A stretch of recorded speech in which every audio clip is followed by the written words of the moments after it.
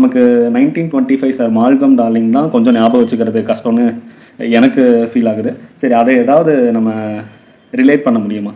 இன்னொன்று எனக்கு ஒன்று தோன்றது, நமக்கு கம் சொல்லுவாங்கள்ல, அது அப்படியே ஒவ்வொரு தலைமுறைக்கும் அடுத்தடுத்து நம்மளுடைய ஒட்டி வருது. சரி, இயருக்கு என்ன பண்ணலாம்? அது கொஞ்சம் கஷ்டமாக இருக்குல்ல.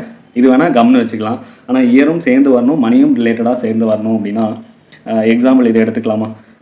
எப்படி சொல்லலாம்? ஏதாவது ஹிஸ்டாரிக்கல் ஈவெண்ட் இருக்கா, கனெக்ட் பண்ண முடியுமான்னு பார்க்கலாம்.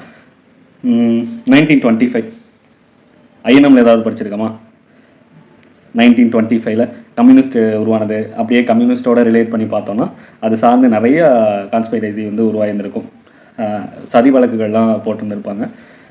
அதில் முக்கியமானது 1925 Kakori. Okay, Kakori train robbery. Okay, Kakori train robbery தெரியும் நமக்கு. அந்த புரட்சியாளர்கள்லாம் சேர்ந்து ரயிலில் பணத்தை கொள்ளையடிச்சாங்க. அப்போ இது அப்படின்னு ஞாபகம் வச்சுக்கலாமா? கடன் இருக்குது, கடன்லேயே பிறந்து கடன்லேயே வாழ்ந்து கடன்லேயே இறக்குறாங்க. அப்படி இறக்கக்கூடாது அப்படிங்கிறதுக்காக புரட்சியாளர்கள்லாம் சேர்ந்து அப்போ அந்த பணத்தை வந்து கொள்ளையடிக்கிறாங்க அப்படின்னு ஞாபகம் வச்சுக்கலாம். எனக்காக உங்களுடைய டைமை கொடுத்து இந்த வீடியோ பார்க்குறவங்க எல்லாருக்குமே ரொம்ப நன்றி. 11th எக்கனாமிக்ஸ் பார்த்துட்ருக்கோம். Already 11th 7th lesson, 8th lesson, 9th lesson வந்து கம்ப்ளீட் பண்ணிட்டோம். இப்போ 10th லெசன் என்னென்னா ரூரல் எக்கனாமிக்ஸ், ஊரக பொருளாதாரம். இது ஒரு ரொம்ப முக்கியமான ஒரு லெசன். நமக்கு பாவர்ட்டி ரிலேட்டடாக டோட்டல் டேட்டாவும் நம்ம கொடுக்குற லெசன்னா இது பேசிக், அதாவது ஃபண்டமெண்டலாக கொடுக்குற லெசன்னா இது தான். ஆஸ் யூஷுவல் ஒரு கோட்ஸோட ஸ்டார்ட் பண்ணியிருக்காங்க லெசன். என்னென்னா இந்தியா கிராமங்களில் வாழ்கிறதுன்னு சொல்கிறாங்க. இந்தியா லிவ்ஸ் இன் வில்லேஜ், நமக்கு லிவ்ஸ் இன் இட்ஸ் வில்லேஜ். இது எப்படி சொல்லலாம்னா ரொம்ப சிம்பிளாக மரம் இருக்குது, அதோடைய முக்கியமான இது நமக்கு ரொம்ப பேசிக்கான ஒன்று, வேர் கண்டிப்பாக அந்த மரத்துக்கு இருக்கணும். ஆனால் அது வெளியில் தெரியுமா அப்படின்னா கண்டிப்பாக தெரியாது. இப்போ மண்ணுக்கடியில் தான் இருக்கும்.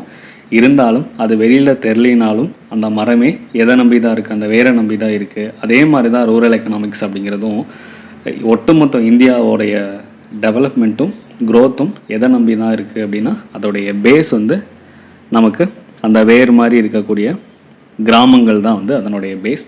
இதை யார் சொன்னா அப்படின்னா நம்மளுடைய மகாத்மா. அப்போ India lives in it's village அப்படின்னு சொல்லியிருக்காங்க. இந்தியா கிராமங்களில் வாழ்கிறது அப்படின்னு சொல்லியிருக்காங்க. இவ்வளோ தான் சிம்பிள். ஒரு மரத்துக்கு வேறு எப்படியோ வெளியே தெரியாதோ, ஆனால் அந்த மரத்தோடைய க்ரோத்துக்கு வேறு தான் காரணம். அதே மாதிரி நம்ம இந்தியாவுடைய க்ரோத் டெவலப்மெண்ட்டுக்கு பேசிக் எது அப்படின்னா ரூரல் ஏரியாஸ் தான். அப்போ கிராமங்களுடைய வளர்ச்சி தான் நமக்கு இந்தியாவுடைய ஒட்டுமொத்த வளர்ச்சி அப்படிங்கிறது சொல்லலாம். அதை தான் வந்து சிம்பிளாக இந்தியா கிராமங்களில் வாழ்கிறது அப்படின்னு நம்ம மகாத்மா சொல்லியிருக்காங்க. ஓகேவா?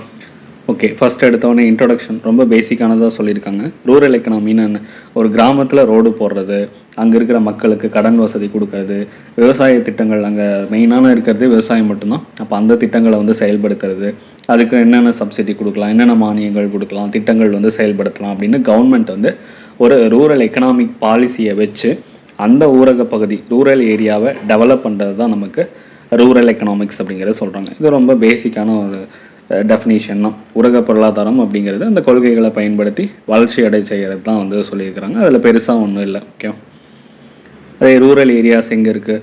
நகரங்கள், மாநகரங்கள், நமக்கு சிட்டிஸ்க்கும் அதுக்கப்புறம் டவுன்ஸ், இது ரெண்டுத்துக்கும் வெளியில் அமைஞ்சிருக்கக்கூடிய பகுதி தான் லொக்கேட்டட் அவுட் சைட் த டவுன்ஸ்ன்னு சொல்கிறாங்க. இப்போ எக்ஸாம்பிள் எடுத்துக்கிட்டோம் அப்படின்னா தஞ்சாவூரில் கும்பகோணம் சுற்றி இன்டீரியர் ஏரியாஸ் ஃபுல்லாமே வயலை சுற்றி இருக்கிற ஏரியா எல்லாமே ரூரல் ஏரியாஸ் தான். அப்போ அதுதான் வந்து சொல்லியிருக்கிறாங்க. டவுனுக்கு தாண்டி நகரத்துக்கும் மாநகரத்துக்கும் வெளியில் அவுட்டர் சைடு இருக்கக்கூடிய பகுதிகள் தான், அங்கே ஃபுல்லாக வயல்வெளிகள் தானே. அப்போ அதுதான் ரூரல் ஏரியாஸ். ஓகே, நம்மளுடைய 2011 சென்சஸ் படி நமக்கு நார்மலாக மக்கள் தொகை கணக்கெடுப்பு படி என்ன சொல்லியிருக்காங்க? ஒரு ஊரக பகுதிகள் ரூரல் ஏரியா இருக்குன்னா அதோடைய பேசிக் யூனிட் எது?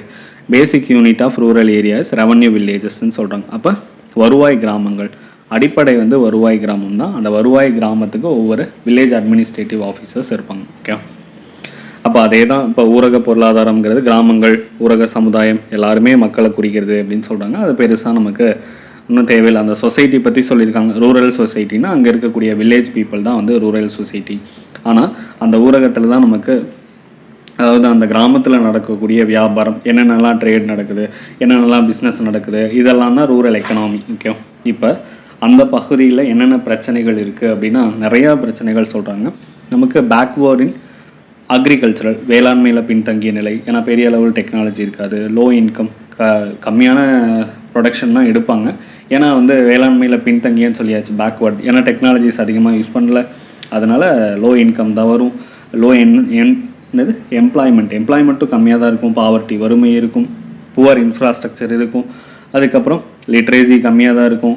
அடுத்து தொழிலாளருடைய உற்பத்தி திறன் வந்து கம்மியாக தான் இருக்கும். ப்ரொடக்டிவிட்டி ரொம்ப கம்மியாக தான் இருக்கும். வேளாண் பொருட்களுக்கு குறைந்த விலை, அவங்க உற்பத்தி பண்ணக்கூடிய பொருட்களுக்கு கம்மியான விலை தான் கிடைக்கும். அத்தனையும் மக்கள் தொகை, அப்போ பாப்புலேஷன், இடப்பெயர்ச்சி, அவங்க மைக்ரெண்ட் ஆகிறது.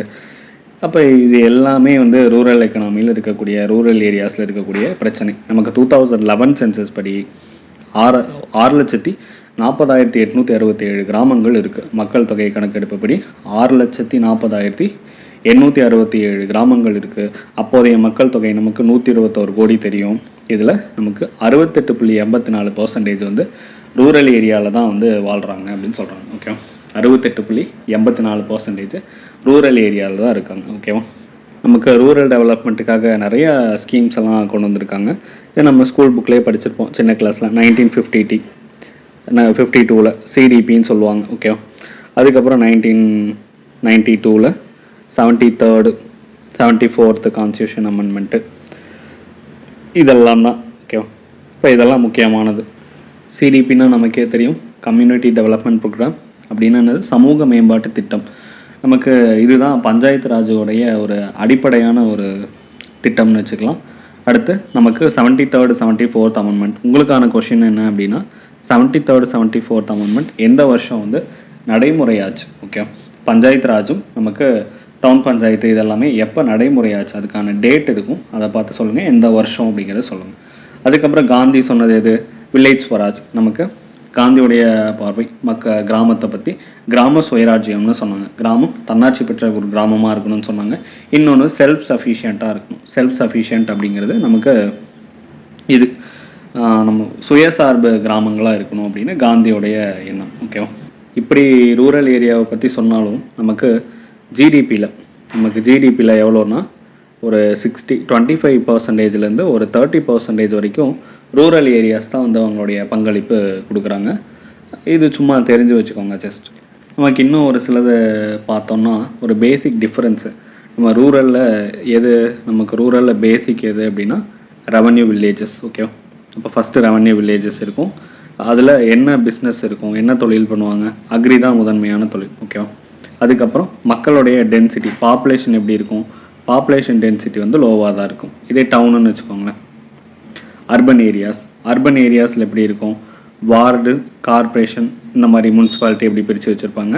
இங்கே வந்து சர்வீஸ் செக்டாரும் நமக்கு இண்டஸ்ட்ரீஸும் இருக்கும். ஓகே, அடுத்து இங்கே பாப்புலேஷன் டென்சிட்டி வந்து ஹையாக இருக்கும். ஓகே, இது சும்மா பேசிக் ரூரலுக்கும் அர்பனுக்கும்னான பேசிக்கான டிஃப்ரென்ஸ் வந்து இதுதான். இது சும்மா தெரிஞ்சு மட்டும் வச்சுக்கோங்க. இதெல்லாம் இது இப்போ இதில் சொல்லியிருக்கிற மாதிரி இப்போவும் இந்த பிரச்சனைகள்லாம் இருக்கா அப்படின்னா, ரூரலில் நிறையா ஸ்கீம்ஸ் எல்லாமே கொண்டு வந்துட்டாங்க. நமக்கு பேங்க்கு, ரூரலுக்குன்னே நமக்கு நபார்ட் பேங்க் இருக்குது. அடுத்து 100 நாள் வேலைவாய்ப்பு திட்டம், நமக்கு எம்ஜிஎன் ரேகா இருந்துச்சு. இப்போ விபிஜி ராம்ஜி மாற்றிருக்காங்க. 2006 மினிஸ்ட்ரி ஆஃப் ரூரல் டெவலப்மெண்ட் கீழே கொண்டு வந்துட்டாங்க. இதே மாதிரி நிறையா ஸ்கீம்ஸு நமக்கு இப்போ இன்டர்நெட் ஃபெசிலிட்டி கூட கொண்டு வந்துட்டாங்க. பாரத் நெட்டு, தமிழ் நெட்டு, இந்த மாதிரி நிறையா இருக்குது ஸ்கீம்ஸு. நம்ம ரொம்ப டெப்த்தாக போக வேணாம், ஏன்னா நம்ம சோஷியல் இஷ்யூஸ் வந்து தனியாகவே பார்ப்போம். ஸோ அதில் என்னென்னா, அது எவ்வளோ புரிய வைக்க முடியுமோ, எவ்வளோ ஸ்கீம்ஸ் வந்து அதில் பார்க்க முடியுமோ அவ்வளோ ஸ்கீம்ஸ் பார்த்துருவோம். இப்போதைக்கு புக்கில் இருக்க டேட்டாவை பார்த்துருவோம், ஏன்னா அது ரொம்ப பேசிக் இன்ஃபர்மேஷன். இது தெரிஞ்சால் அது ஈஸியாக கொஞ்சம் இருக்கும். ஓகே, இன்னொன்று இதுலேயே அத்தனையும் போட்டு டம்ப் பண்ண வேணாம் அப்படின்னு நான் நினைக்கிறேன். ஓகேவா? Next the features of rural economy அப்படின்னு சொல்கிறாங்க. ஊரக பொருளாதாரத்துடைய இயல்புகள். ஃபஸ்ட் எடுத்தவொடனே என்ன கொடுத்துருக்காங்கன்னா, வில்லேஜ் ஆஸ் அன் இன்ஸ்டியூஷன் அப்படின்னு சொல்கிறாங்க. அப்போ வில்லேஜுங்கிறது தான் ஒரு ப்ரைமரி இன்ஸ்டியூஷன். எதுக்காக? That services all the needs of rural கம்யூனிட்டிக்கு, அதாவது ரூரல் கம்யூனிட்டிக்கு தேவையானது, ஊரக சமூகத்துக்கு தேவையான எல்லா தேவைகளையும் பூர்த்தி செய்யக்கூடிய ஒரு இன்ஸ்டியூஷன் மாதிரி ஒரு நிறுவனம் தான் வந்து நமக்கு ஊரகம் அப்படிங்கிறத சொல்கிறாங்க. ஓகேவா? அவங்க அந்த ரூரல் கம்யூனிட்டி பீப்புள் எப்படி இருப்பாங்க அது நமக்கே தெரியும்ல. ஒவ்வொருத்தர் மாமா மச்சான் அப்படின்னு சொல்லிட்டு அவங்களுக்குள்ளேயே வந்து ஒரு உறவு முறையை உருவாக்கிட்டு மேக்ஸிமம் ரொம்ப யுனைட்டியாக இருப்பாங்க. உணர்வுபூர்வமாகவும் ஒற்றுமையாக இருப்பாங்கன்னு சொல்கிறாங்க. நமக்கு இப்போ அந்த ஹைலைட் பண்ணது மட்டும்தான் கொஞ்சம் இம்பார்ட்டண்ட்டானது, ரொம்ப டெப்த்தாலாம் தேவையில்லை, டைட்டில் மட்டும் போதும். ரெண்டாவது டிபெண்டன்ஸ் ஆன் அக்ரிகல்ச்சரல் அப்படிங்கிறது கிராமத்தில் மழை பெஞ்சால் மட்டும்தான் நமக்கு அக்ரிகல்ச்சுரல் ஆக்டிவிட்டீஸ் எல்லாம் இருக்கும். அப்போ நமக்கு ரூரல் எக்கனாமி எதை டிபெண்ட் பண்ணி இருக்குது அப்படின்னா நேச்சரையும் அந்த அக்ரிகல்ச்சரல் ஆக்டிவிட்டியை நம்பி மட்டும்தான் இருக்குது. அப்போ கிராமத்தில் மழை பெஞ்சாதான் அங்கே நமக்கு அக்ரிகல்ச்சரல் ஆக்டிவிட்டி, நம்ம லைஃப் ஸ்டாக்ஸ், நம்ம கால்நடைகள் இந்த மாதிரி எல்லாம் வந்து வளர்க்க முடியும் அப்படிங்கிறது சொல்கிறாங்க. அப்படிப்பட்ட ஒரு சமூகம் தான் வந்து ரூரல் ஏரியாவில் இருக்காங்க. மூணாவது lifestyle of rural people. அப்போ அவங்களுடைய லைஃப் ஸ்டைல் எப்படி இருக்குது? ரூரல் பீப்புளோடைய லைஃப் ஸ்டைல் வந்து very simple and traditional culture. அவங்க பாரம்பரியமான ரொம்ப எளிமையான பீப்புளாக இருக்காங்க. அதுக்கப்புறம் அவங்களுடைய ட்ரெடிஷ்னல் கல்ச்சரை தான் ஃபாலோ பண்ணிகிட்டு இருக்காங்க. மேக்ஸிமம் நம்ம கல்வி, எஜுகேஷனுக்கு, ஹவுசிங்க்கு, ஹெல்த்துக்கு, வெல்ஃபேருக்கு, டிரான்ஸ்போர்ட்டு, அடுத்து நமக்கு நியூஸ், கம்யூனிகேஷனுக்காக, பேங்கிங்காக இந்த மாதிரி எந்த ஒரு வசதிகளும் இல்லாத பகுதிகள் இருக்குது. நிறையா மூட நம்பிக்கைகள் இருக்குது அவங்களுக்குள்ள. ஓகேவா? அப்போ ட்ரெடிஷ்னல் கல்ச்சரை ஃபாலோ பண்ணிவிட்டு ரொம்ப பரிதாபகரமான நிலையில் தான் இருக்காங்க அப்படிங்கிறத சொல்கிறாங்க. அதுவும் இப்போ ரீசெண்டாக வந்து ஆல்கஹாலில் வந்து நிறைய கன்சியூம் பண்ணுறாங்க அப்படின்னு சொல்லியிருக்காங்க. அடுத்து பாப்புலேஷன் டென்சிட்டியில் என்ன சொல்கிறாங்க? பாப்புலேஷன் டென்சிட்டினா ஒன்றும் இல்லை, number of people living in per square kilometre. ஓகேவா? Number of people living in per square kilometre of land is very low. எங்கள் ரூரல் ஏரியாவில் ரொம்ப கம்மியாக தான் இருக்கும். நமக்கு பாப்புலேஷன் டென்சிட்டி எப்படி ஐடென்டிஃபை பண்ணுறது? நமக்கு total population divide by total area எப்படி இருக்கணும்? Square kilometre. இதுதான் வந்து டென்சிட்டி. இப்போ ஒன்றும் இல்லை, நமக்கு சிம்பிளாக சொல்லணுன்னா ஈஸியாக ஞாபகம் வச்சுக்கிறதுக்கு நிலத்துக்கு மேலே தான் மனுஷன் இருப்போம். ஓகே, அப்போ நிலத்துக்கு மேலே தான் மக்கள் இருப்பாங்க அப்படிங்கிறது ஞாபகம் வச்சுக்கோங்க. நிலத்துக்கு மேலே மக்கள் இருப்பாங்க. ஓகே, அதை ஈஸியாக வந்து ஞாபகம் வச்சுக்கோங்க. நிலத்துக்கு மேலே மக்கள். இதுதான் வந்து அடர்த்தி, மக்கள் தொகை அடர்த்தி. நமக்கு தெரியவுள்ள மக்கள் தொகை அடர்த்தி இந்தியாவது எவ்வளோ? தமிழ்நாட்டுது 555. இது ஈஸியாக ஞாபகம் இருக்கும். இந்தியாவோடது என்ன அப்படிங்கிறது நீங்கள் காமெண்ட் செக்ஷனில் கமெண்ட் பண்ணுங்கள். சரி, ஓகே. அடுத்து எம்ப்ளாய்மெண்ட் என்னென்ன ரூரல் இதில் நமக்கு பருவகால வேலையின்மையும் குறை வேலையுடைமை தான் அதிகமாக இருக்குது அப்படின்னு சொல்கிறாங்க. ஓகேவா? இப்போ ரூரல் ஏரியாவில் இருக்கிறது என்ன அன்எம்ப்ளாய்மெண்ட்? சீஸ்னலும் டிஸ்கைஸ்டு அன்எம்ப்ளாய்மெண்ட்டும் இருக்கும். நமக்கு பருவகால வேலையின்மை, குறை வேலையுடைமை அப்படிங்கிறது சொல்லுவாங்க. அது முக்கியமானது. இது என்ன பருவகால வேலையின்மை? முதல்ல வேலையின்மைனா என்ன? அன்எம்ப்ளாய்மெண்ட் அப்படின்னா அவங்களுக்கு வேலை செய்கிறதுக்கு உண்டான தகுதி, விருப்பம், இந்த ரெண்டுமே இருந்து ஒருத்தருக்கு வேலை கிடைக்கல அப்படிங்கிற சுச்சுவேஷன் தான் நமக்கு அன்எம்ப்ளாய்மெண்ட் அப்படின்னு சொல்லுவாங்க. அதே குறை வேலையின்மை, டிஸ்கைஸ்டு அன்எம்ப்ளாய்மெண்ட் அப்படின்னா இன்னொரு பேர் கூட இருக்குது, மறைமுக வேலையின்மை. இது ஒன்றும் இல்லை, தேவைக்கு அதிகமாக. ஆக்சுவலாக இது ரெண்டுமே வேறு மீனிங்கில் தான் இருக்கும், குறை வேலையுடைமையும் மறைமுக வேலையின்மையும். அப்போ இது என்னென்னா தேவைக்கு அதிகமான ஆட்கள் வந்து வேலையில் ஈடுபடுத்தப்படுறது தான் நமக்கு மறைமுக வேலையின்மை. ஓகேவா?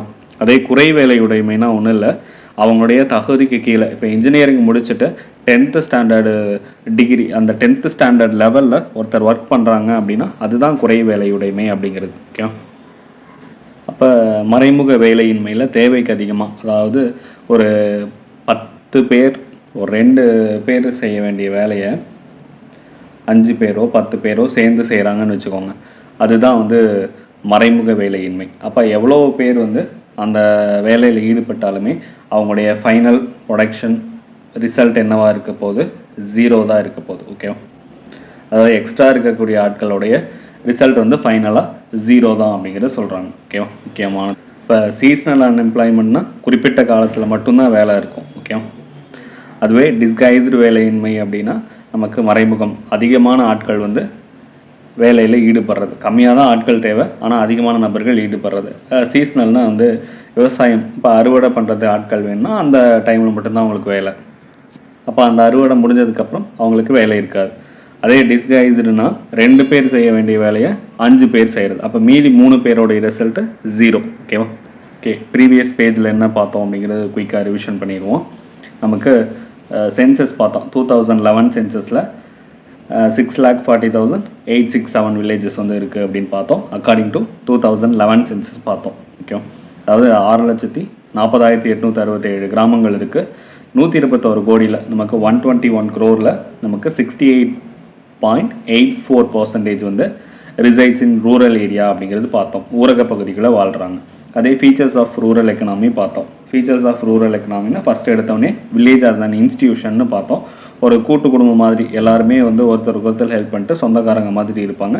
அவங்களுடைய தேவைகளை அந்த சமூகம், கிராம சமூகத்துக்கு தேவையான தேவைகளை அவங்களே வந்து பூர்த்தி பண்ணிக்குவாங்க.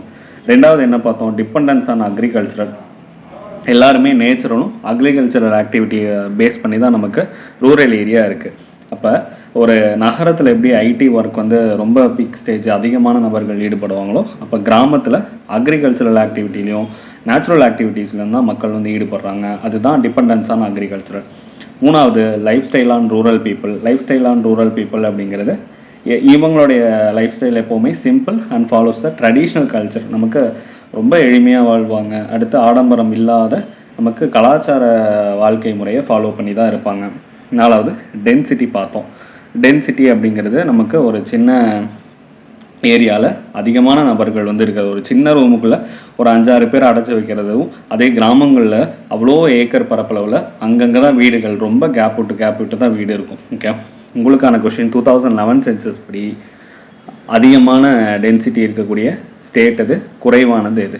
இந்த ரெண்டுமே லோ அண்ட் ஹையான டென்சிட்டி இந்தியாவில். ஓகே, அடுத்து நமக்கு எம்ப்ளாய்மெண்ட்டில் பார்த்தோம்னா existence of seasonal and disguised unemployment தான் இருக்குது அப்படின்னு சொல்லி பார்த்தோம். அறுவடை முடிஞ்சு 3 மாதம் சும்மா இருக்கிறது. அதே 2 பேர் செய்ய வேண்டிய வேலையை 5 பேர் செய்கிறது மறைமுக வேலைன்னு. அடுத்து அந்த டிஸ்கைஸ்டு அன்எம்ப்ளாய்மெண்ட்டில் marginal productivity 0. Okay, marginal productivity 0. Next poverty. நமக்கு எசென்ஷியல் கமாடிட்டிஸ், நமக்கு முதல்ல அடிப்படை பேசிக் லைஃபுக்கு என்னென்ன வேணும், உணவு, உடை, இருப்பிடம், இந்த 3 கூட பூர்த்தி செய்ய முடியாத நிலை தான் நமக்கு பாவர்ட்டி அப்படின்னு சொல்லுவாங்க. ஆஸ் பர் 2011-12 இந்த சென்சஸ் படி எஸ்டிமேஷன், அதாவது எவ்வளோ பாவர்ட்டி இருக்காங்க அப்படின்னா 22 crore இருக்காங்களாம். 22 கோடி மக்கள் ஏழையாகவும் பிலோ பாவர்ட்டி லைன், வறுமை கோட்டுக்கு கீழே இருக்காங்க. ஓகேவா? அப்படின்னா வறுமை கோடுன்னா என்னது? பிலோ பாவர்ட்டி லைன்னு சொன்னோம். அப்போ பாவர்ட்டி லைன்னா என்ன? இந்த 3மே பூர்த்தி செய்யக்கூடிய முடியாத நிலை, அதுக்கு கீழே இருக்கிறது தான் வந்து பாவர்ட்டி லைன் அப்படின்னு சொல்லுவாங்க. அதுதான் பிலோ பாவர்ட்டி லைன், வறுமை கோட்டுக்கு கீழே இருக்கிறது. ஓகேவா? அப்போ அவங்க ஒரு குடும்பம் இருக்குது அப்படின்னா அவங்களுக்கு இந்த 3மே அடிப்படை தேவையான உணவு இருக்கணும், அடுத்து உடை இருக்கணும், அவங்க தங்கறதுக்கான வீடு இருக்கணும். இந்த 3மே அவங்க கஷ்டப்படுறாங்க அப்படின்னா கிடையாதுன்னா அதுதான் வந்து பாவர்ட்டி. அடுத்து ரூரல் இன்டெப்டட்னஸ்ன்னு சொல்கிறாங்க. நம்ம கடன் சுமைகள் அதிகமாக நமக்கு ரூரல் ஏரியாவில் இருக்குது. அதுக்கு ஒரு முக்கியமான ஒரு கோட்ஸ் ஒன்று சொல்லியிருக்காங்க. இந்த சர் மால்கம் டார்லிங் அப்படிங்கிற ஒருத்தர் 1925 சொல்லியிருக்காங்க. And Indian farmer is born in debtனு சொல்கிறாங்க. அப்போ அவன் கடன்லேயே பிறக்கிறான், lives in debt, அதே மாதிரி dies in debt. அவன் கடன்லேயே இறந்து போய் அவனுடைய அடுத்த சந்ததிக்கும் கடனையே விட்டுட்டு போகிறான் அப்படிங்கிறத சொல்கிறாங்க. யார் சொன்னால்? சர் மால்கம் டார்லிங் அப்படிங்கிற ஒருத்தர். அப்போ அப்பா வாங்கின கடனை மகன் கட்டுறதும், மகன் வாங்கின கடனை அடுத்து அவனுடைய பேரன் கட்டுறதும், இந்த மாதிரி தலைமுறையாக ஜென்ரேஷனாக அந்த கடன் கட்டக்கூடிய ஒரு சூழ்நிலைக்கு அந்த ரூரல் ஏரியா பகுதி வந்து மூழ்கிடுறாங்க அப்படின்னு சொல்கிறாங்க, கடன்லேயே. ஓகேவா? அப்போ நமக்கு முறையான கடன், ஏன்னா அவங்களுக்கு கரெக்டான கடன் கொடுக்குற ஒரு ஆர்கனைசேஷன் நமக்கு நபார்ட் மாதிரியோ இல்லை இந்த மாதிரி இந்த ரூரல் டெவலப்மெண்ட்டுக்கு தனியாக தொடங்கப்பட்ட பொதுத்துறை வங்கிகள், அரசாங்கத்தை சார்ந்த வங்கிகளோ கிடையாது. அப்போ உள்ளூர்வாசிகள்கிட்டே வந்து ரூரல் ஏரியாவில் கடன் வாங்கி வட்டிக்கு பணம் வாங்கி அவங்க அடுத்தடுத்து வட்டி கட்ட வேண்டிய சூழ்நிலை. இப்போவும் அந்த மாதிரி இருக்கா அப்படின்னா இப்போல்லாம் அந்த மாதிரி கிடையாது. மேக்ஸிமம் என்னது, நமக்கு வங்கிகள் தேசியமயமாக்கல் ஆனதுக்கப்புறம், பேங்கிங் எல்லாமே நேஷனலைஸ்டு ஆனதுக்கப்புறம் நமக்கு ரூரல் ஏரியாஸ்லேயும் பேங்க் இருக்குது. அப்போ அவங்க மூலியமாக வங்கிகளில் குறைவான வட்டிக்கு கடன் வாங்கக்கூடிய நிலைமையில தான் விவசாயிகள் இருக்காங்க. இருந்தாலும் இன்னும் ரூரல் ஏரியாவில் அதை பற்றின அவேர்னஸ்லாம் கிடையாது. ஓகே, அடுத்து ரூரல் இன்கம் எதை பேஸ் பண்ணி? Not sufficient to meet their basic நீட்ஸ்ன்னு சொல்கிறாங்க. அப்போ அவங்களுடைய ரூரல் இன்கம்ங்கிறது நாட் சஃபிஷியன்ட், இன்னும் போதுமானதாக இல்லை. எதுக்கு? To meet their basic needs. இப்போ சொன்னது உணவு, உடை, உறைவிடம், இந்த 3க்கும் பூர்த்தி செய்யக்கூடிய நிலைமையில் அவங்க இல்லை.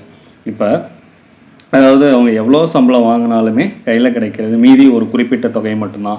அப்போ இன்னும் நமக்கு எப்படி அந்த பட்ஜெட்லாம் சொல்லுவாங்கள்ல, ஃபிஸ்கல் டெஃபிஷியன்ட்னு சொல்லுவாங்க, நிதி பற்றாக்குறை. அப்படிங்கிறது சொல்லுவாங்க. அப்போ அந்த மாதிரி தான் வந்து ரூரல் ஏரியாவில் இருக்குது அப்படிங்கிறது சொல்கிறாங்க. ஓகே. அதுக்கப்புறம் டிபெண்டன்ஸ்னால் இவங்களுடைய ஃபேமிலியில் சார்ந்த ஒருத்தர் ஒரு சிட்டிஸில் ரூரல்லேருந்து அர்பனுக்கு போய் ஒரு வேலை செய்ய வேண்டிய நிலைமை. அப்போ அந்த ஒரு பர்சனை மட்டுமே நம்பி அந்த குடும்ப உறுப்பினர்கள், ஃபேமிலி மெம்பர்ஸ் எல்லாருமே அவங்கள மட்டுமே சார்ந்து இருக்கக்கூடிய நிலையில் இருக்காங்க. அடுத்து இன்னொரு முக்கியமான concept dualism, coexistence of two contrasting ஃபீச்சர்ஸ்ன்னு சொல்கிறாங்க. அது என்ன, நமக்கு கான்ட்ராஸ்டிங் ஃபீச்சர்ஸ்ன்னு சொல்லிட்டாங்க. ஒரு பக்கம் பணக்காரர்கள், இன்னொரு பக்கம் ஏழையாக இருக்கிறது. இதுதான், அதாவது ஒரு பக்கம் நம்ம இன்னும் சிம்பிளாக நமக்கு புரிகிற மாதிரி சொன்னால், நம்ம எல்லாருமே ஸ்மார்ட் ஃபோன்ஸ் யூஸ் பண்ணுறோம். இப்போ கிளாஸ் கூட ஸ்மார்ட் ஃபோன்ஸில் தான் பார்க்குறோம். இன்னொரு பக்கம் வந்து விவசாயிகள் இருக்காங்க அப்படின்னா அவங்களுக்கு என்னது, பழமையான டெக்னாலஜி, அவுடேட்டட் டெக்னாலஜி, அவங்கக்கிட்ட இந்த மாதிரி டெக்னாலஜிஸ் வைஸ் டெவலப்மெண்ட்டுங்கிறது இருக்காது. இதுதான் டியூயாலிசம். ஒரே பக்கத்தில் நமக்கு இவ்வளோ இந்த மாதிரி ரெண்டு விஷயங்கள் வந்து முரண்பாடுகளாக இருக்கிறதுக்கு பேர் தான் இரட்டைத்தன்மை அப்படிங்கிறத சொல்லுவாங்க. அடுத்து இன்இக்வாலிட்டி இல்லை டிஸ்பாரிட்டின்னு சொல்லுவாங்க. வருமானம், அந்த சொத்துக்கள், இது எல்லாமே குறிப்பிட்ட சமூகத்துக்கு மட்டுமே. அப்போ எப்படி நிலக்கிழார்கள், லேண்ட்லார்ட்ஸ் இருந்தாங்க, லேண்ட் ஹோல்டர்ஸ் இருந்தாங்க, ஜமீன்தாசஸ் இருந்தாங்க ஃபுல்லாகவே. அப்போ அவங்க மட்டும்தான் நிலம் வச்சுருப்பாங்க, நில உடைமையாளர்களாக இருப்பாங்க, ஓனர்ஸ் ஆஃப் த லேண்டாக இருப்பாங்க. அப்போ அவங்கக்கிட்ட நிலம், லைஃப் ஸ்டாக்ஸ் இருக்கும், கேட்டில்ஸ், மற்ற சொத்துக்கள் எல்லாமே ஒரு சிலர்கிட்ட மட்டும்தான் குவிஞ்சிருந்துச்சு. அப்போ ரூரல் ஏரியாவில் இந்த மாதிரி நிறைய இது நமக்கு நிறைய ப்ராப்ளங்கள் இருக்குது. நம்ம கடன் சுமை இருக்குது, டியூவலிசம் இருக்குது, ஏற்றத்தாழ்வுகள் இருக்குது. அப்போ இதுதான் நமக்கு ரூரல் ஏரியாவில் இருக்கக்கூடிய ப்ராப்ளம். நம்ம ஃபீச்சர்ஸ் ஆஃப், அதாவது ஃபீச்சர்ஸ் கிடையாது, நம்ம மேக்ஸிமம் ஆனால் வந்து ஃபீச்சர்ஸ் தான் பார்த்துட்ருக்கோம். ஆனால் அதுக்குள்ளே இவ்வளோ ப்ராப்ளத்தை வந்து சொல்லியிருக்கிறாங்க பாருங்கள். சரி, இன்னொரு டைம் அந்த ப்ரீவியஸ் பேஜில் என்ன பார்த்தோங்கிறது பார்த்துலாமா? நமக்கு பாவர்ட்டின்னா என்ன பார்த்தோம்? அது ஒரு ஸ்டேட் தான். அதாவது பேசிக் நீட்ஸான ஃபுட்டு, கிளாத்திங், ஷெல்டர், இது கூட கேனாட் பி மீட்னு சொல்கிறாங்க. அதை கூட வந்து பூர்த்தி செய்ய முடியாத ஒரு நிலை தான் வறுமை அப்படின்னு சொல்லி பார்த்தோம். ரெண்டாவது என்ன பார்த்தோம்? நமக்கு ரூரல் இன்டெப்டட்னஸ். அதாவது அதுக்கு முன்னாடி 22 கோடி பேர் 2011-12 எஸ்டிமேட்ஸ் படி நமக்கு 22 crore வந்து ரூரல் ஏரியாவில் வாழ்ந்துட்டு இருக்காங்க, பிலோ த பாவர்ட்டி லைன் அப்படின்னு சொல்லி பார்த்தோம். அடுத்து நமக்கு ரூரல் இன்டெப்டட்னஸ், நம்ம கடன் சுமைகள். அப்போ இந்தியன் ஃபார்மர் வந்து கடன்லேயே பிறக்கிறான், கடன்லேயே வாழ்கிறான், அவனுடைய அடுத்த தலைமுறைக்கும் கடன்லேயே வந்து விட்டுட்டு போகிறான் அப்படின்னு 1925 சர் மால்கம் டார்லிங் அவர்கள் சொன்னாங்க. ஓகே. அப்போ அது முக்கியமான விஷயம். அதுக்கடுத்து நமக்கு ரூரல் இன்கம் வந்து, அதாவது ஒரு இப்போ நகரத்தில் இருக்கக்கூடிய இன்கம்மை விட ரூரலில் ரொம்ப கம்மியான சம்பளம் தான் வந்து அவங்களுக்கு, வேலை வாய்ப்புகளும் கம்மியான சம்பளம் தான் கிடைக்குது. அப்போ நகரத்தில் எப்படி பார்ட் டைம் வேலை தேடினா உடனே கிடைக்கும், ஆனால் ரூரல் ஏரியாவில் அப்படி இருக்குமானா இருக்காது. மழை பெய்யலைன்னா விவசாயம் முடிஞ்சிச்சு, அப்போ அந்த நேரத்தில் அவங்களுக்கான வருமானம் கிடையாது. அதுதான் not sufficient to meet their basic நீட்ஸ்ன்னு சொல்கிறாங்க. அவங்களுடைய பேசிக் நீட்ஸை கூட பூர்த்தி பண்ண முடியாத ஒரு சூழல் இருக்கும். அதுக்கப்புறம் நமக்கு டிபெண்டன்ஸ், நமக்கு ஒருத்தரை சார்ந்து தான் அவங்களுடைய குடும்பம், நகரத்தில் இருக்கக்கூடியவங்களோ இல்லை வெளிநாட்டில் இருக்கக்கூடிய ஒரு நபரை சார்ந்தே அவங்களுடைய ஃபேமிலி மெம்பர்ஸ் எல்லாம் இருப்பாங்க. அடுத்து டியூயலிசம்ங்கிறது எக்ஸிஸ்டன்ஸ் ஆஃப் டூ கான்ட்ராஸ்டிங் ஃபீச்சர்ஸ்ன்னு சொல்கிறாங்க. இரட்டைத்தன்மையோடு சேர்ந்து இருக்கும். ஒரு பக்கம் நமக்கு ஸ்மார்ட் ஃபோன்ஸ் யூஸ் பண்ணுறோம், இன்னொரு பக்கம் யூஸ் பண்ண தெரியாத விவசாயிகள், அவங்களுக்கு விவசாயம் மட்டும்தான் தெரியும். ஓகேவா? ஒரு பக்கம் நம்ம பெரிய பெரிய சொகுசு கார்கள், லக்ஸூரியஸான கார்ஸ் யூஸ் பண்ணுறோம், இன்னொரு பக்கம் வந்து அவங்களுக்கு மாட்டு வண்டி தான் வச்சுருப்பாங்க. இன்னொரு ரூரல் ஏரியாவில் பெருசாக டெவலப் இருக்காது, அவுடேட்டடான டெக்னாலஜிஸ் யூஸ் பண்ணுவாங்க. அப்போ இந்த மாதிரிலாம் இருக்குது. அடுத்து இன்இக்வாலிட்டி, ஒரு சிலர்கிட்ட மட்டுமே சொத்துக்கள் வந்து குவிஞ்சிருக்கும் அப்படிங்கிறத சொல்கிறாங்க. அடுத்து நமக்கு கொஞ்சம் ஞாபகம் வச்சுக்க வேண்டியது அப்படின்னா, அந்த 1925 சர் மால்கம் டார்லிங், ஓகே, இவர் ஒரு அந்த ரேஞ்சில் பஞ்சாப்ல இருந்த வந்து ஒரு பிரிட்டிஷ் அதிகாரி, ஒரு பிரிட்டிஷ் அஃபீஷியல் தான் வந்து சர் மால்கம் டார்லிங். அவர் தான் வந்து இந்த கான்செப்டை சொல்லியிருக்கிறாரு. கடன்லேயே பிறந்து கடன்லேயே வாழ்ந்து கடன்லேயே இறக்குறாங்க அப்படிங்கிறத சொல்கிறாங்க. ஓகே. அப்போ நமக்கு பிபிஎல்னால் தெரியும்ல, பிலோ பாவர்ட்டி லைன், அடிப்படை தேவைகளை கூட பூர்த்தி செய்ய முடியாத ஒரு நிலை தான் நமக்கு பிபிஎல்னு சொல்லுவாங்க. அதாவது வறுமை கோட்டுக்கு கீழே வாழ்கிறாங்க அப்படின்னு. நமக்கு 1925 சார் மால்கம் டார்லிங் தான் கொஞ்சம் ஞாபகம் வச்சுக்கிறது கஷ்டம்னு எனக்கு ஃபீல் ஆகுது. சரி, அதை ஏதாவது நம்ம ரிலேட் பண்ண முடியுமா? இன்னொன்று எனக்கு ஒன்று தோன்றது, நமக்கு கம் சொல்லுவாங்கள்ல, அது அப்படியே ஒவ்வொரு தலைமுறைக்கும் அடுத்தடுத்து நம்மளோடைய ஒட்டி வருது. சரி, இயருக்கு என்ன பண்ணலாம்? அது கொஞ்சம் கஷ்டமாக இருக்குல்ல. இது வேணால் கம்னு வச்சுக்கலாம். ஆனால் இயரும் சேர்ந்து வரணும், மணியும் ரிலேட்டடாக சேர்ந்து வரணும் அப்படின்னா எக்ஸாம்பிள் இதை எடுத்துக்கலாமா? எப்படி சொல்லலாம்? ஏதாவது ஹிஸ்டாரிக்கல் ஈவெண்ட் இருக்கா, கனெக்ட் பண்ண முடியுமான்னு பார்க்கலாம். 1925 ஐஎன்எம்ல ஏதாவது படிச்சிருக்கோமா? 1925 கம்யூனிஸ்ட் உருவானது. அப்படியே கம்யூனிஸ்டோட ரிலேட் பண்ணி பார்த்தோம்னா அது சார்ந்து நிறைய கான்ஸ்பைரசி வந்து உருவாயிருந்திருக்கும். சதி வழக்குகள்லாம் போட்டிருந்திருப்பாங்க. அதில் முக்கியமானது 1925 கஹோரி. ஓகேவா, கஹோரி ட்ரெயின் ராபரி. ஓகேவா, கஹோரி ட்ரெயின் ராபரி தெரியும் நமக்கு. அந்த புரட்சியாளர்கள்லாம் சேர்ந்து ரயிலில் பணத்தை கொள்ளையடிச்சாங்க. அப்போ இதை அப்படியே ஞாபகம் வச்சுக்கலாமா? கடன் இருக்குது, கடன்லேயே பிறந்து கடன்லேயே வாழ்ந்து கடன்லேயே இறக்குறாங்க. அப்படி இறக்கக்கூடாது அப்படிங்கிறதுக்காக புரட்சியாளர்கள்லாம் சேர்ந்து அப்போ அந்த பணத்தை வந்து கொள்ளையடிக்கிறாங்க அப்படின்னு ஞாபகம் வச்சுக்கலாம். 1925 ஈஸியாக இருக்கா? 1925 ஆகஸ்ட் 9 வந்து இந்த சம்பவம் நடந்திருக்கும், கஹோரி ரயில் ராபரி. ஓகேவா, பிரிட்டிஷ் எங்கே, லக்னோ பக்கத்தில், நியர் லக்னோவில் நமக்கு ஹெச்ஆர்ஏன்னு சொல்லுவாங்கள்ல, இந்துஸ்தான் ரிப்பப்ளிக் ஆர்மி. இந்த புரட்சியாளர்கள் ரெவல்யூஷனரிஸ்லாம் சேர்ந்து நமக்கு அதில் முக்கியமானது ராம் பிரசாத் பிஸ்மில்லா. ஓகேவா, இப்போ கஹோரி ட்ரெயின் ராபரி 1925 ஆகஸ்ட் 9 நடந்துச்சு. லக்னோ பக்கத்தில் ராம் பிரசாத், அஸ்வகுல்லா கான், சந்திரசேகர் ஆசாத் இவங்களுக்கு 1927 டெத் சென்டென்ஸ் கொடுத்துருந்துருப்பாங்க. இப்போ 100 இயர் கம்ப்ளீட் ஆச்சு. கஹோரி ட்ரெயின் ஆக்ஷன் அப்படின்னு சொல்கிறாங்க. ஹெச்ஆர்ஏ மூலியமாக நம்ம ஹிந்துஸ்தான் ரிப்பப்ளிக் ஆர்மின்னு சொல்லுவாங்க, இந்துஸ்தான் குடியரசு இராணுவம், அதாவது சங்கம், இந்த மாதிரிலாம் சொல்லுவாங்க.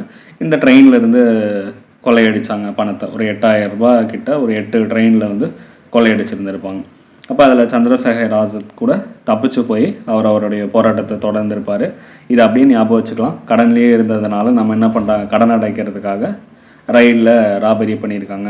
அதே 1925. இதுக்கு வேணால் கம் அப்படிங்கிறது தலைமுறையாக கடத்துறதுக்கு இது வேணால் அப்படி வேணால் ஞாபகம் வச்சுக்கலாம். ஓகேவா, நெக்ஸ்ட்டு மைக்ரேஷன், குடிப்பெயர்ச்சி. அப்போ ஊரக மக்கள், ரூரல் ஏரியாவில் இருக்க பீப்புள் வேலை தேடி அவங்களுடைய வாழ்வாதாரத்துக்காக, லைவ்லிஹுட்காக என்ன பண்ணுறாங்க, ஒரு ஊர்லேருந்து, அதாவது ரூரல் ஏரியாவிலேருந்து நகர்ப்புறத்துக்கு இடம்பெயர்ந்து போகிற நிலைமைக்கு தள்ளப்படுறாங்க. அதுதான் rural peoples are forced to migrate from எங்கள் வில்லேஜ் டு அர்பன் ஏரியாஸ். எதுக்காக? For searching the employment for livelihood. அப்போ அவங்களுடைய ஊரில் மழை பெய்யலைன்னு வச்சுக்கோங்களேன், விவசாயம் பண்ணிகிட்டு இருக்காங்க. அந்த விவசாயம் மழை பெய்யலை. அப்போ மழை பெய்யலைன்னா விவசாயம் பண்ண முடியாது. அதனால் நம்ம இண்டஸ்ட்ரீஸ், ஏதாவது அந்த திருப்பூர் இண்டஸ்ட்ரீஸ்க்கோ, இந்த ரெடிமேட் இண்டஸ்ட்ரீஸ்க்கோ, இந்த மாதிரியோ, இல்லை ஏதாவது கன்ஸ்ட்ரக்ஷன்ஸ் ஒர்க்கோ, அவங்க ஆல்டர்னேட்டிவாக வேறு ஏதாவது சொல்யூஷன் அவங்களுடைய வாழ்வாதாரத்துக்காக தேடி போகிறது தான் குடிப்பெயர்ச்சின்னு சொல்கிறாங்க.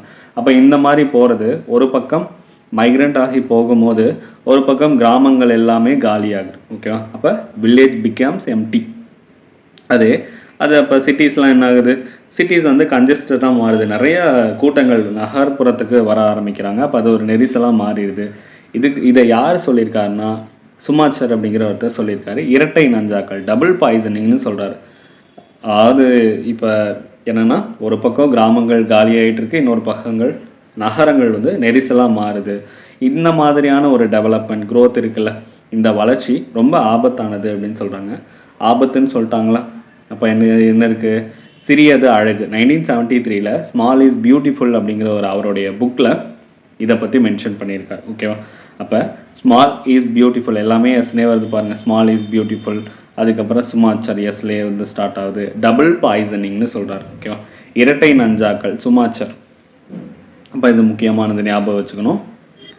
இன்னும் சிம்பிளாக சொல்லணும்னா, ஆரம்பத்திலே ஒரு எக்ஸாம்பிள் சொல்லணும். ரூரல் ஏரியாஸ், வில்லேஜஸ் தான் வந்து ஒரு மரத்துடைய ரூட். ஓகேவா, அந்த என்ன பண்ணுறாங்கன்னா, அந்த ரூட்டை விட்டுட்டு அதை எடுத்துட்டு, அதை அப்படியே பிடிங்க எடுத்துட்டு, அந்த பூவை தனியாக எடுத்துகிட்டு போய், அதில் வளர்ந்துருக்கக்கூடிய பூவை மட்டும் தனியாக எடுத்துகிட்டு போய், அந்த பூ தான் நகரம்னு வச்சுக்கோங்களேன், அதை மட்டும் அழகுக்காக ஒரு இடத்துல வச்சுருக்கோம். ஓகேவா, அப்போ இதை என்ன ஆகிடும், கொஞ்சம் நேரம் போச்சுன்னா அந்த பூவும் வாடிடும், அந்த வேரை எடுத்துருக்கோமா, அந்த வேர் இல்லாமல் மரமும் செத்துரும். அதுதான் டபுள் பாய்சனிங்கிறது. அப்போ ரெண்டுமே போயிடுச்சு, பூவும் செத்துருச்சு, மரமும் செத்து போச்சு. இதுதான் டபுள் பாய்சனிங். அப்போ அந்த ரூட் யார் தான், அந்த ரூட்டு தான் நமக்கு ரூரல் ஏரியாஸ். ரூரல் தான் ரூட். அப்போ வேறு தான் நமக்கு முக்கியமானது, அதுதானே மெயின். அப்போ இதுதான் சொல்லியிருக்காங்க, ஸ்மால் இஸ் பியூட்டிஃபுல் அப்படின்னு சொல்கிறாங்க. அப்போ சிறியது அழகு ஆபத்தானதா. அடுத்து ரூரல் டெவலப்மெண்ட் என்னது, சோஷியல் வெல்ஃபேருக்காக, பீப்புளுடைய வெல்ஃபேருக்காக, அந்த மாதிரி. அதாவது ஏதோ ஒரு முன்னேற்றம், அவங்களுடைய சோஷியலாகவும் எக்கனாமிக்காகவும் அவங்களுடைய வாழ்க்கையை முன்னேற்றது தான். ஓகே, நமக்கு வேர்ல்ட் பேங்க் வந்து ஒரு டெஃபினிஷன் கொடுத்துருக்காங்க. According to the World Bank the rural development is a strategy. அது ஒரு ஸ்ட்ராட்டஜி எதுக்காக? To improve economics social life of specific group of rural புவர்னு சொல்கிறாங்க. ஒரு குறிப்பிட்ட சமூகத்துடைய வாழ்வாதாரத்தை வாழ்க்கையை முன்னேற்றக்கூடியது தான் வந்து நமக்கு ஊரக பகுதியுடைய மேம்பாடு. அப்போ ஒரு கிராமம் இருக்குது அப்படின்னா கிராமத்தில் ரோடு போட்டு தரது மட்டுமே மேம்பாடு கிடையாது. அங்கே இருக்கக்கூடிய பசங்களை படிக்க வைக்கணும், அவனுக்கு எஜுகேஷன் கொடுக்கணும். எஜுகேஷன் கொடுத்துட்டா அவங்களுடைய ஹெல்த்து எல்லாமே லிட்ரேசி ரேட்லேருந்து ஹெல்த்துலேருந்து எல்லாமே இம்ப்ரூவ் ஆக ஆரம்பிச்சிடும். அவன் படித்து முடிச்சுட்டு ஒரு வேலைக்கு போவான். இந்த மாதிரி தான். ஓகேவா? அப்போ அதுதான் ரூரல் டெவலப்மெண்ட் அப்படிங்கிறது. ரோடு போட்டு தந்து அவங்களுக்கு தேவையான அந்த ரோடு மட்டுமே போட்டு தரது மட்டுமே டெவலப்மெண்ட் கிடையாது. அவனுக்கு தேவையான எஜுகேஷனோ இல்லை வேறு ஏதாவது அவனுக்கு ஹெல்த்தோ எல்லா ஃபெசிலிட்டிஸும் பண்ணி கொடுக்கறது தான் நமக்கு ரூரல் டெவலப்மெண்ட் அப்படின்னு சொல்கிறாங்க. ஓகேவா? புரியுதுங்களா? இப்போ அந்த சுமாச்சர் அப்படின்னு பார்த்தாலும் அவர் ஒரு ஜெர்மன் எக்கனாமிஸ்ட். அவர் 1973 ஸ்மால் இஸ் பியூட்டிஃபுல் அப்படின்னு சொல்லிட்டு அவர் காந்தியன் பாலிசியை வந்து எக்கனாமிக் பாலிசியை ஃபாலோ பண்ணவர். ஓகே, அது முக்கியமானது. அது சும்மா தெரிஞ்சு வச்சுக்கோங்க, ஜென்ரலான ஒரு டேட்டா தான். ஓகே, இப்போ கிராமங்கள்லாம் காலியாகுது, நகரங்கள்லாம் வந்து ஆக்குப்பை பண்ணிகிட்டு இருக்காங்க அப்படின்னு அவர் தான் சொன்னது. இப்போ டபுள் பாய்சனிங். ஓகே, இப்போ டபுள் பாய்சனிங்கிறது அந்த இது என்னது, இந்த வளர்ச்சி அபாயகரமானது அப்படின்னு சொல்லியிருக்காரு சுமாச்சர் அப்படிங்கிற ஒருத்தர். அதுவும் சேர்த்து நம்ம ஞாபகம் வச்சுக்கணும். ஓகேவா? அடுத்து நீட் ஃபார் ரூரல் டெவலப்மெண்ட். இந்திய பொருளாதாரத்துக்குள்ள நமக்கு ஊரக மேம்பாடு அப்படிங்கிறது எதுக்காக இது தேவை அப்படின்னு சொல்கிறாங்க. அப்போ ரூரல் டெவலப்மெண்ட் தான் வந்து பெரும்பான்மையான மக்கள் கிராமங்கள் தான் வாழ்கிறாங்க. அப்போ அவங்களுக்கான தேவையான கட்டமைப்பு அவங்களுக்கு பண்ணி கொடுக்கணும்ல. அப்போ அதுதான் சொல்கிறாங்க ஓவரால் ப்ரோக்ரஸ். ஓகேவா? ரொம்ப முக்கியமானது அவங்களுடைய முன்னேற்றம், அவங்களுடைய ப்ரோக்ரஸும் அதுக்கப்புறம் கான்ட்ரிபியூஷன் சப்போர்ட்டு த நேஷன்ஸ் இன்ஃப்ராஸ்ட்ரக்சர், அவங்களுடைய கட்டமைப்பு பகுதியும் தான் முக்கியமானது. ஓகேவா? அப்போ இது தெரிஞ்சு வச்சுக்கணும். National development can't be achieved without the rural development. Rural development இல்லாமல் ஒரு நேஷ்னல் நம்ம டெவலப் பண்ணணும்னு நினைக்கிறது தப்பு. ஓகேவா? அப்போ ஊரக பகுதியோடைய முன்னேற்றம் இல்லாமல் ஒரு நாட்டோடைய முன்னேற்றம் கண்டிப்பாக இருக்காது அப்படிங்கிறது சொல்கிறாங்க. புரியுதா? ஏன்னா வாஸ்ட் மெஜாரிட்டி ஆஃப் பீப்புள் எங்கே தான் லிவ்ட் இன் ரூரல் ஏரியாஸ் தான். அப்போ their progress and contribution support the nation இன்ஃப்ராஸ்ட்ரக்சர்னு சொல்கிறாங்க. அப்போ அவங்களுடைய முன்னேற்றமும் பங்களிப்பு கட்டமைப்பும் தான் நமக்கு ரூரல் டெவலப்மெண்ட்டுக்கே முக்கியமான ஒரு ஃபவுண்டேஷன். எப்படி ஒரு பெரிய ஒரு பில்டிங் இருக்குது, அதுக்கு ஃபவுண்டேஷன் எப்படி முக்கியமானதோ, எந்த அளவுக்கு நமக்கு ஸ்ட்ராங்காக கொடுக்குறோமோ, அதாவது கிராமங்களுடைய தான் ஃபவுண்டேஷன்னு சொல்கிறேன். அப்போ அந்த மாதிரி தான் அதுக்கு மேலே பில்டிங் நம்ம கட்ட முடியும்.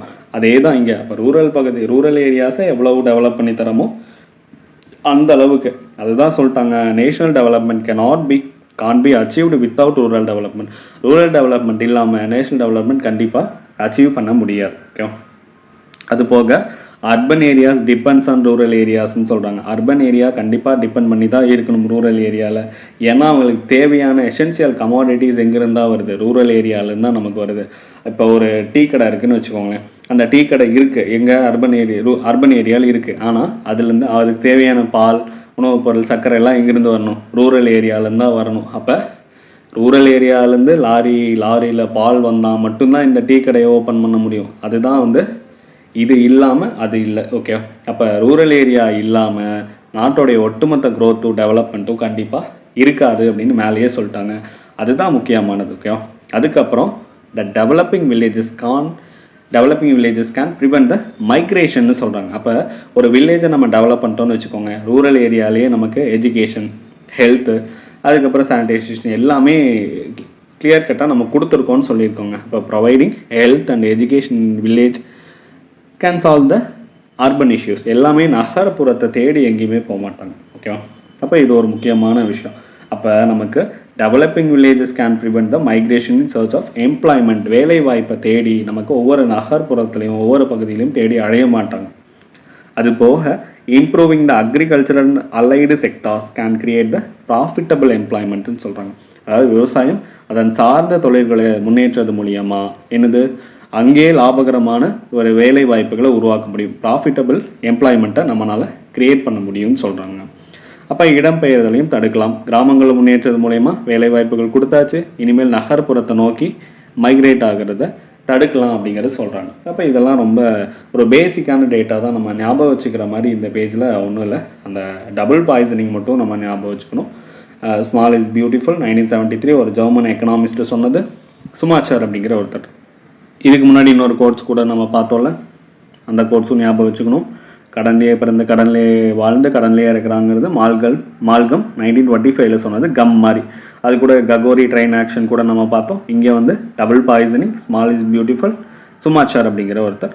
இதுவும் முக்கியமானது. ஓகே, 2 பேர் 2 கோட்ஸ். அதே நம்ம இன்ட்ரொடக்ஷனில் ஒன்று பார்த்தோம், நம்ம India lives in it's villages அப்படின்னு சொல்லி பார்த்தோம்ல. அப்போ இந்தியா கிராமங்களில் தான் வாழ்கிறது அப்படின்னு மகாத்மா சொன்னார். ஓகேவா, இந்த பேஜில் என்னென்ன பார்த்தோங்கிறது ரிவிஷன் பண்ணிடலாமா? மைக்ரேஷன் பார்த்தோம். ஃபஸ்ட் எடுத்தவொடனே மைக்ரேஷன் அப்படிங்கிறது நமக்கு தெரியும். Rural peoples are forced to migrate from village to urban. அப்போ அவங்க அந்த சூழ்நிலைக்கு தள்ளப்படுறாங்க, வேலை வாய்ப்பு இல்லாதனால வாழ்வாதாரத்தை தேடி போக வேண்டியதாக இருக்குது. ஒரு புறம் அர்பன் கிராமங்கள் எல்லாமே நமக்கு villages become empty, cities becomes கன்ஜெஸ்டட்னு பார்த்தோம். சுமாச்சர் சொன்னது டபுள் பாய்சனிங், இது ஸ்மால் இஸ் பியூட்டிஃபுல்னு பார்த்தோம். அடுத்து ரூரல் டெவலப்மெண்ட் என்ன? ரூரல் டெவலப்மெண்ட்டுங்கிறது நம்ம உலக வங்கி அக்கார்டிங் டு வேர்ல்ட் பேங்க் அவங்க என்ன சொன்னாங்க? ரூரல் டெவலப்மெண்ட்னா to improve the economics and social life of specific group of rural புவர்னு சொன்னாங்க. அப்போ குறிப்பிட்ட சமூகத்துடைய வாழ்வாதாரத்தை மேம்படுத்துறது. அடுத்து நீட் ஃபார் ரூரல் டெவலப்மெண்ட், இதில் என்ன பார்த்தோம்? தேவை என்ன தேவை இருக்குது? Progress contribution support to the nation's infrastructure. அப்போ ஒரு இன்ஃப்ராஸ்ட்ரக்சரை டெவலப் பண்ணணும் அப்படிங்கிறது பார்த்தோம். அதுக்கப்புறம் the national development can be achieved without the rural development. Without the rural development சொல்லிட்டாங்க. அப்போ நம்ம ரூரல் ஏரியாவோடைய ஊரக பகுதியோடைய முன்னேற்றம் இல்லாமல் ஒரு நாட்டோடைய முன்னேற்றம் அப்படிங்கிறது கண்டிப்பாக இருக்காதுன்னு பார்த்தோம். அடுத்து urban areas depend on the rural areas for எதுக்காக? வாட்டருக்காக, மில்க்குக்காக, ஃபுட்டுக்காக, ரா மெட்டீரியல்ஸ்க்காக. அப்போ நம்ம வேறு ஒரு அர்பன் ஏரியாவில் இருக்கிறோன்னா, கடை வச்சுருக்கோன்னா அதுக்கு தேவையான ரா மெட்டீரியல்ஸ், டீ கடைக்குன்னா அந்த பால்லேருந்து சர்க்கரையிலேருந்து ஒவ்வொன்றும் கிராம பகுதிகள்லேருந்து வரணும். ஓகே, அப்போ அதுக்கப்புறம் என்ன பார்த்தோம்? Developing the villages can prevent the மைக்ரன்ட்ஸ்னு சொல்கிறாங்க. அப்போ ப்ரொவைடிங் த எஜுகேஷன் என்ன கொடுக்கலாம்? அவங்களுக்கு எஜுகேஷன் கொடுக்கலாம், ஹெல்த் கொடுக்கலாம். எங்கே? இன் வில்லேஜஸ். இது என்ன பண்ணும்? Can solve the urban issues like a begging and rack picking அப்படிங்கிறதெல்லாம் சொல்கிறாங்க. அவங்க அதாவது பிச்சை எடுத்தல், அது சொல்லக்கூடாது, யாசகம் அப்படிங்கிறது. அடுத்து குப்பை எடுக்கிறது, இந்த மாதிரியான விஷயங்களில் ரேக் பிக்கிங்னு சொல்லுவாங்க. இந்த மாதிரி விஷயங்கள்லாம் அவங்க வாழ்வாதாரத்தை தேடி அழைகிறாங்க. அப்போ அதுக்கு தரமான கல்வி, சுகாதாரம் இதெல்லாம் வந்து கொடுத்துட்டோம் அப்படின்னா ரூரல் ஏரியாலே இந்த பிரச்சனையே இருக்காது. ஓகே, அடுத்து improving agriculture and allied sectors. நம்ம விவசாயம் சார்ந்த தொழில்களில் இருக்கிறாங்கன்னா to create a profitable employment in rural ஏரியாஸ்ன்னு சொல்கிறாங்க. அவங்களுக்கு அங்கேயே லாபகரமான ஒரு வேலை வாய்ப்பை உருவாக்கி உணவு உற்பத்தியும் பெருக்கலாம். ஓகே, அதுக்கப்புறம் வந்து நமக்கு கிராமங்களை முன்னேற்றது மைக்ரேஷன், ஆல்ரெடி முன்னாடியே சொன்னது தான். ஓகே, திரும்ப அதே தான், பெருசாக ஒன்றும் டேட்டாலாம் ஞாபகம் வச்சுக்கிற மாதிரி கிடையாது. மெயின்ஸ் பர்பஸுக்கு படிக்கிறோன்னு வச்சுக்கோங்களேன், அப்படியே அந்த டைட்டில் தான், இந்த டைட்டில் மட்டும் நம்ம ஞாபகம் வச்சுக்கிட்டோம் அப்படின்னா அதை வச்சு நம்ம கண்டென்ட்டை வந்து டெவலப் பண்ணிக்கலாம். இப்போ ஃபீச்சர்ஸ் ஆஃப் ரூரல் எக்கனாமினா நம்ம வில்லேஜ் ஆஸ் அன் இன்ஸ்டியூஷன், அதுக்கப்புறம் dependence on agricultural, lifestyle of rural people, இந்த மாதிரி எம்ப்ளாய்மெண்ட், வேலை வாய்ப்பு, மக்கள் தொகை அடர்த்தி, இந்த மாதிரி டைட்டில் மட்டும் ஞாபகம் வச்சுட்டு உள்ளே வந்து நம்ம அது ரிலேட்டடாக எழுதிக்கலாம். ஓகே, அப்போ இந்த நான் மார்க் பண்ணிக்கிறது மட்டும்தான் படித்தா போதும், மீதியெல்லாம் வந்து சும்மா தெரிஞ்சு வச்சுக்கோங்க. நான் உங்களுடைய அண்டர்ஸ்டாண்டிங்காக மட்டும்தான் இதெல்லாம் சொல்லிகிட்டு இருக்கேன். ஏன்னா ஃபஸ்ட் டைம் படிக்கும்போது அண்டர்ஸ்டாண்ட் பண்ணி ஒரு தடவை புரிதலோடு படிச்சிட்டோம் அப்படின்னா நெக்ஸ்ட் டைம் வந்து இந்தளவு டைம் எடுக்காது, இன்னும் டைம் ரெடியூஸ் ஆகும். இப்போ நான் ஒரு லெசனே ஒரு 2-3 ஹவர்ஸ் எடுக்கிறேன்னு வச்சுக்கோங்களேன். அந்த 3 ஹவர்ஸுங்கிறது அடுத்த டைம் படிக்கும்போது 2 ஹவர்ஸ், இன்னொரு டைம் ரிவிஷன் பண்ணும்போது 1 ஹவர், ½ அன் ஹவர்லாம் முடிச்சிடலாம். ஆக்சுவலாக இந்த 10th லெசன்லாம் வந்து ½ அன் ஹவர் தான், அந்தளவுக்கு தான் டேட்டா இருக்கும். திரும்ப திரும்ப ரிவிஷன் பண்ண வேண்டியது தான். சரி, நான் ஃபஸ்ட் டைம் அப்படிங்கிறனால மட்டும்தான் நான் என்ன பண்ணிகிட்ருக்கேன், ரொம்ப டீட்டெயிலாக வந்து சொல்லிகிட்ருக்கேன். அதாவது லெசனாக எடுக்கிறதுனால சொல்லிகிட்ருக்கேன். இல்லாட்டி இந்த லெவலாம் தேவையில்லை, நம்ம ரிவிஷன் பண்ணும்போது ரொம்ப ஷார்ட்டாக ரிவிஷன் பண்ணிக்குவோம். ஓகேவா? ஆனால் ரிவிஷனில் இந்தளவு டேட்டாலாம் சொல்ல மாட்டேன். டேரெக்டாக இப்போ ஃபீச்சர்ஸ் ஆஃப் எக்கனாமினா அந்த ஃபீச்சர்ஸ் 10 பாயிண்ட்ஸ் அவ்வளோதான். அதுக்குள்ளே ஏதாவது இருந்தால், இப்போ அந்த டெப்ட்டு பார்த்தோன்னா கடனுக்குள்ளே இது படிக்க வேண்டியது, அப்போ இதை மட்டும் பார்த்துட்டு போயிடும். அந்த மாதிரி தான் ரிவிஷன் பண்ணணும். ஓகேவா? இன்னும் அதோடைய கண்டினியூஷன் இருக்குது. By developing the rural areas unused and under utilised natural resources can be fully யூட்டிலைஸ்டுன்னு சொல்கிறாங்க. ஊரக பகுதிகளை நம்ம முன்னேற்றது மூலியமாக என்னென்ன நேச்சுரல் ரிசோர்ஸஸ்லாம் நம்ம குறைவாக பயன்படுத்தியிருக்கோம், முழுமையாக பயன்படுத்தப்படலையோ, அந்த இயற்கை வளங்கள் எல்லாத்தையும் முழுமையாக பயன்படுத்த ஸ்டார்ட் பண்ணலாம் அப்படின்னு சொல்கிறாங்க. இப்போ இன்னும் ரொம்ப சிம்பிளாக சொல்லணும்னு வச்சுக்கோங்களேன், நம்ம ஒரு இண்டஸ்ட்ரி வந்து தொடங்குறாங்க. அப்போ இங்கே ஹியூமன் ரிசோர்ஸும் மனிதர்களும் ஒரு வளம் தானே. அப்போ அது ஸ்கில் இருக்குது, ஆனால் அதை யூஸ் பண்ணலை அப்படின்னா அந்த இண்டஸ்ட்ரிக்கு நம்ம ரெக்யூர்மெண்ட் பண்ணும்போது இங்கே இருக்க மக்கள், ஊரக பகுதியில் இருக்க மக்களுக்கு ஒரு வேலை வாய்ப்பு கிடைக்கும். அவங்களுடைய ஸ்கில்லை அங்கே திறமையை வெளிப்படுத்தலாம். அப்போ அதை கூட, அதாவது இதுவும் ஒரு பயன்படுத்தப்படாத ஒரு வளம் தான். அப்போ அங்கே வந்து வளத்தை பயன்படுத்தியிருக்காங்க. ஓகேவா? அப்போ இது சிம்பிளாக சொல்லணும்னா இதுதான். அப்போ ஊரக பகுதிகளில் முழுமையாக பயன்படுத்தப்படாத வளங்கள், இயற்கை வளங்கள், இந்த மாதிரி வந்து காமனாக யூஸ் பண்ணிக்கலாம் ஏதாவது வில்லேஜை டெவலப் பண்ணுறது மூலியமாக. ஓகேவா? இன்னும் புரிகிற மாதிரி சொல்லணும்னா, அதே ஊரக பகுதியில் ஒரு ஆறோ ஏதோ ஒரு ஸ்ட்ரீம் போகுதுன்னு வச்சுக்கோங்க, ஒரு சின்ன சின்ன ஓடை மாதிரியோ, அங்கே அதை தடுத்து அங்கே ஒரு ஹைடல் பவர் பிளான் ஒன்று கொண்டு வரலாமா, நீர் மின்சாரம் கொண்டு வரலாமா, இந்த மாதிரி ஒரு இயற்கை வளம். நேச்சுரல் ரிசோர்ஸ்னால் நம்ம ஹியூமன் ரிசோர்ஸ்க்கு நான் சொல்லிட்டேன், அதே நேச்சுரல் ரிசோர்ஸஸ் இருக்குன்னா அந்த மாதிரி கூட ஒரு பிளான் கொண்டு வரலாம்ல. ஏதோ ஒரு ஸ்ட்ரீம் போயிட்டுருக்கு அப்படின்னா அங்கே தடுத்து அங்கே எலக்ட்ரிசிட்டியை உற்பத்தி பண்ணலாம், அவ்வளோதான். அதுக்கப்புறம் நம்ம என்ன பண்ணலாம், இந்த provision of urban amenities in rural areas அப்படிங்கிற ஒரு திட்டம். இது என்ன அப்படின்னா, கிராமப்புறங்களில் தேவையான உட்கட்டமைப்பு அம்யூனிட்டிஸ்ன்னு சொல்லிட்டாங்க. எதுக்காக? To reduce the gap between rural and urban areas. ஓகேவா? To reduce the gap between. அப்போ எதுக்காக? ரூரல் ஏரியாவில் நமக்கு infrastructure facilities should be developed in rural areas. கண்டிப்பாக டெவலப் பண்ணுன்னு சொல்கிறாங்க. எதுக்காக? To reduce the gap between rural and urban. நகரத்துக்கும் கிராமத்துக்கும் உள்ள ஒரு வேறுபாட்டை குறைக்கணும். அப்போ நகர்ப்புறத்தில் நல்ல தரமான சாலைகள், கல்வி, வேலைவாய்ப்பு எல்லாமே கிடைக்குதுன்னு வச்சுக்கோங்க, போக்குவரத்து. ஆனால் கிராமப்புறத்தில் இருக்காது. அப்போ இதுக்காக அவன் நகர்ப்புறத்தை தேடி போக வேண்டியதாக இருக்கும். அப்போ இந்த கேப்பை நம்ம ரெடியூஸ் பண்ணிட்டோம்னா நமக்கு எல்லாருமே இங்கேயே இருப்பாங்க. அதுக்கான ஒரு திட்டம் தான் நமக்கு 2003 and 2004 ஃபினான்ஷியல் இயரில், ஆக்சுவலாக 2004, ஓகே, 2004. அப்போ 2004 நம்ம முன்னாள் குடியரசுத் தலைவர், மக்கள் குடியரசுத் தலைவர் ஏபிஜே அவர்கள் வந்து என்ன பண்ணாங்க, புரா அப்படிங்கிற ஒரு திட்டம், ப்ரொவிஷன் ஆஃப் அர்பன் அம்யூனிட்டிஸ், இதோடைய ஃபுல் ஃபார்மே கேட்டிருக்காங்க. ப்ரொவிஷன் ஆஃப் அர்பன் அம்யூனிட்டிஸ்னால் நம்ம உட்கட்டமைப்பு வசதிகள், தேவையான அதாவது தேவையான வசதிகள் இன் ரூரல் ஏரியாஸ். ப்ரொவிஷன் கொடுக்கறது என்னது? அர்பன் அம்யூனிட்டிஸ், அர்பனில் இருக்கக்கூடிய வசதிகளை ரூரல் ஏரியாவில் கொடுக்கறது. அதுதான் புரா திட்டம் 2004. இது 2016 அப்படியே 4 ஸ்கொயர் பார்த்துக்கோங்க. 2016 SPMRமாக மாறிடுச்சு. இது ரூர்பன் மிஷன், அதாவது ரூரல் கிளஸ்டர்ஸ்னு சொல்லுவாங்க. ரூரல் கிளஸ்டர்ஸ், கிராம தொகுப்புகள். அப்படியே கிராம தொகுப்புகளாக எடுத்து ஒரு வில்லேஜை வந்து தொகுப்புகளை செலக்ட் பண்ணி, மொத்தமாக செலக்ட் பண்ணி அதோடைய உட்கட்டமைப்பு வசதிகளை மேம்படுத்துறது தான் வந்து ரூரல் கிளஸ்டர்ஸ். உங்களுக்கான கொஷின் என்னென்னா, SPMRம்னா என்ன, அந்த SPM அப்படிங்கிறதுக்கான ஒரு அந்த 3 லெட்டருக்கு உண்டான மீனிங் என்ன, ஏன் அது SPMRம்ங்கிறது ரூர்பன் மிஷன்னு சொல்லிட்டேன். அப்போ SPMனா என்ன, யார் அவர், அவருடைய பிறந்தநாள் எப்போ அப்படிங்கிறது உங்களுக்கான கொஷின். ஓகே, அவர் வச்சு அவருடைய பர்த்டே அன்னைக்கு நிறையா ஸ்கீம்ஸ் கூட நம்ம தொடங்கியிருப்போம். இப்போ அவர் கூட பிரேர்னா தளம் அப்படின்னு சொல்லிட்டு அவருக்கு, வாஜ்பாய்க்கு, இவங்களுக்கு லக்னோவில் தொடங்கியிருப்பாங்க, நம்ம உத்தரப்பிரதேசத்தில். December 2025 வந்து தொடங்கியிருப்பாங்க. ஓகே, அந்த தலைவர்களுக்கு. சரி, அடுத்து வந்து நமக்கு by focusing on rural development இண்டீசஸ்ன்னு சொல்கிறாங்க. அதாவது ஊரக வளர்ச்சியில் கவனம் செலுத்துறது மூலியமாக நமக்கு HDI டெவலப் பண்ணலாம்.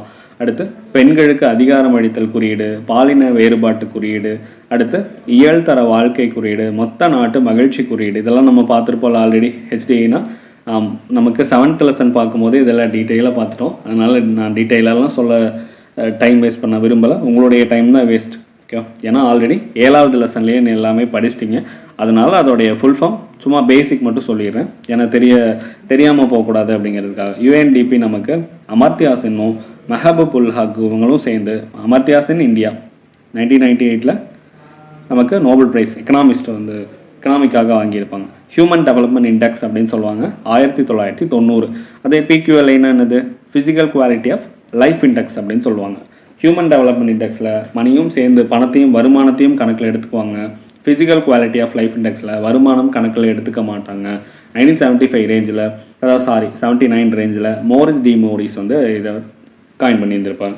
GDIனா நமக்கு தெரியும், ஜெண்டர் டெவலப்மெண்ட் இண்டெக்ஸ். ஓகே, மகளிர் மேம்பாட்டு குறியீடு அப்படின்னு சொல்லுவாங்க, பாலின வேறுபாட்டு குறியீடு, இந்த மாதிரிலாம் இருக்குது. அடுத்து GEI அப்படின்னா, GEI நமக்கு உமன் எம்பவர்மெண்ட் இண்டெக்ஸ், மகளிர் அதிகாரம் அளித்தல் குறியீடுன்னு சொல்லுவாங்க. GNHI நமக்கே தெரியும்ல, கிராஸ் நேஷனல் ஹாப்பினஸ் இண்டெக்ஸ், 1972. இது பூட்டானுடைய 4th கிங் ஜிக்மே சிங்கே வாங்சுக்.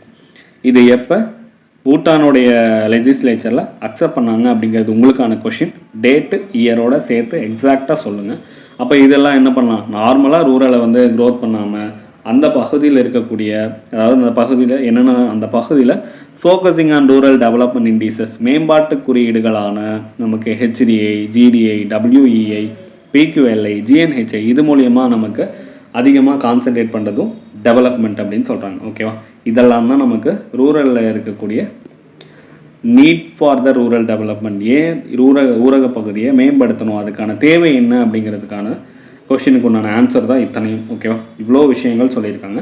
ஆனால் இதோடைய பேசிக்கான டேட்டா, முக்கியமான டேட்டா மார்க் பண்ணி வச்சுருக்கேன். அதை மட்டும் நீங்கள் மார்க் பண்ணி வச்சுட்டு படிச்சுக்கோங்க. ஓகேவா, கண்டிப்பாக இந்த பிடிஎஃப் கொடுங்க மார்க் பண்ணது அப்படிங்கிறதெல்லாம் வேணாம். நீங்களாக நோட்ஸ் எடுங்க, நீங்களாக மார்க் பண்ணுங்கள், நீங்களாக படிங்க. என்னென்ன கொஷின் சொல்கிறனோ அதெல்லாம் நீங்களாக சர்ச் பண்ணுங்கள், தேடுங்க. தேடி நீங்களாக கண்டுபிடிச்சி நீங்களாக எழுதினா மட்டும்தான் உங்களுக்கான மைண்டில் வந்து ஸ்டோர் ஆகும். கண்டிப்பாக நான் இது அத்தனையும் கொடுத்துட்டேன்னா நீங்கள் கண்டிப்பாக இதை யூஸ் பண்ணவே மாட்டீங்க. இது வேஸ்ட்டாக தான் போகும். என்னுடைய ஹார்ட் ஒர்க்கும் வேஸ்ட்டு, உங்களுடைய டைமும் தான் வேஸ்ட் ஆகும். ஓகேவா, டைம் தான் யாராலையும் கொடுக்க முடியாது. அது என்னால் ஆகட்டும், யாராலையும் டைம் கொடுக்க முடியாது. ஸோ டைம் ஃபவுண்டேஷன் போடுறீங்க அப்படின்னா கண்டிப்பாக ஸ்ட்ராங்கான ஃபவுண்டேஷனாக கொடுத்துடணும். அந்த ஸ்ட்ராங் தான், அந்த ஃபவுண்டேஷன் தான். நீங்கள் அதுக்கு மேலே ஆல்ரெடி சொன்னது தான், நீங்கள் அடுக்குமாடி கட்ட போகிறீங்களா, அந்த கட்டடம் இருக்கிறதும் இல்லாததும் அது உங்களுடைய கையில் தான். ஸோ ஃபவுண்டேஷனை எந்த அளவுக்கு ஆழமாக டெப்த்தாக போட்டு வைக்கணும், ஸ்ட்ராங்காக போட்டு வைக்கிறதும் அது உங்களுடைய கையில் தான். ஏன்னா எக்ஸாமுக்கு நமக்கு டைம் இருக்குது. ஸோ நீங்களாக நோட்ஸ் எடுத்து நீங்களாக உங்களுடைய நோட்ஸை, ஓன் நோட்ஸை ப்ரிப்பேர் பண்ணுங்கள், உருவாக்கி கடைசியில் அதை எக்ஸாம் டைமில் உங்களுடைய டைம் சேவிங்காக யூஸ் பண்ணிக்கோங்க. ஓகேவா, இந்த நோட்ஸ்லாம் யார்கிட்டையுமே இருக்காது. கடைசி நேரத்தில் நம்ம தேடி அழைஞ்சிக்கிட்டு இருப்போம். நோட்ஸ் வேணும், அவங்களுடைய நோட்ஸ் மார்க் பண்ண பிடிஎஃப் இருக்கா, நோட்ஸ் வேணுமா அப்படின்னு சொல்லிட்டு யாருக்கிட்டையாவது இருக்குமா அப்படின்னு சொல்லிட்டு அதெல்லாம் நம்ம இருக்கக்கூடாது. நம்மளுடைய ஓன் நோட்ஸ் நமக்கு மட்டும் புரியணும், ஈஸியாக வந்து டைம் சேவ் பண்ணி கொடுக்கணும். இதுதான். திரும்ப இந்த புக்கு ஒரு இப்போ ஒவ்வொரு லெசனும் 20 பேஜ் ஆவரேஜாக இருக்குதுன்னு வச்சுக்கோங்களேன். 5 லெசன் நான் இப்போ படிக்க போகிறோம் 11th எக்கனாமிக்ஸில். அப்போ அதுவே 100 பேஜ் ஆச்சு. அந்த 100 பேஜை நம்ம திரும்ப எக்ஸாம் டைமில் ஒரு வாரத்துக்கு முன்னாடியோ 2 வாரத்துக்கு முன்னாடியோ நீங்கள் படிக்கிறீங்கன்னா 100 பேஜை திரும்ப உட்காந்து படிக்க முடியுமா? கண்டிப்பாக முடியாது. 100 பேஜை நீங்கள் என்ன பண்ணியிருந்துருக்கணும், அட்லீஸ்ட் ஒரு 40 to 20 பேஜஸாக ரெடியூஸ் பண்ணி கொண்டு வந்துருந்தீங்க அப்படின்னா ஒரு 50 பேஜஸ் கூட வச்சுக்கோங்க.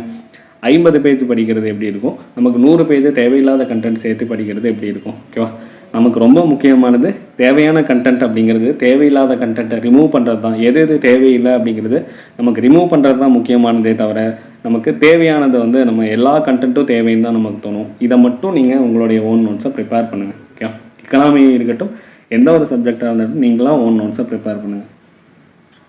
அடுத்து இதெல்லாம் பார்த்துட்டு என்ன பண்ணக்கூடாது, அப்படியே போகக்கூடாது.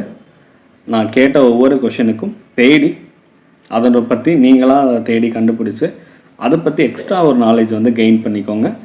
அதுவும் இல்லாமல் காமெண்ட் செக்ஷனில் கமெண்ட் பண்ணிட்டு போங்க. ஏன்னா தெரியாதவங்களும் அதை பார்க்கட்டும்.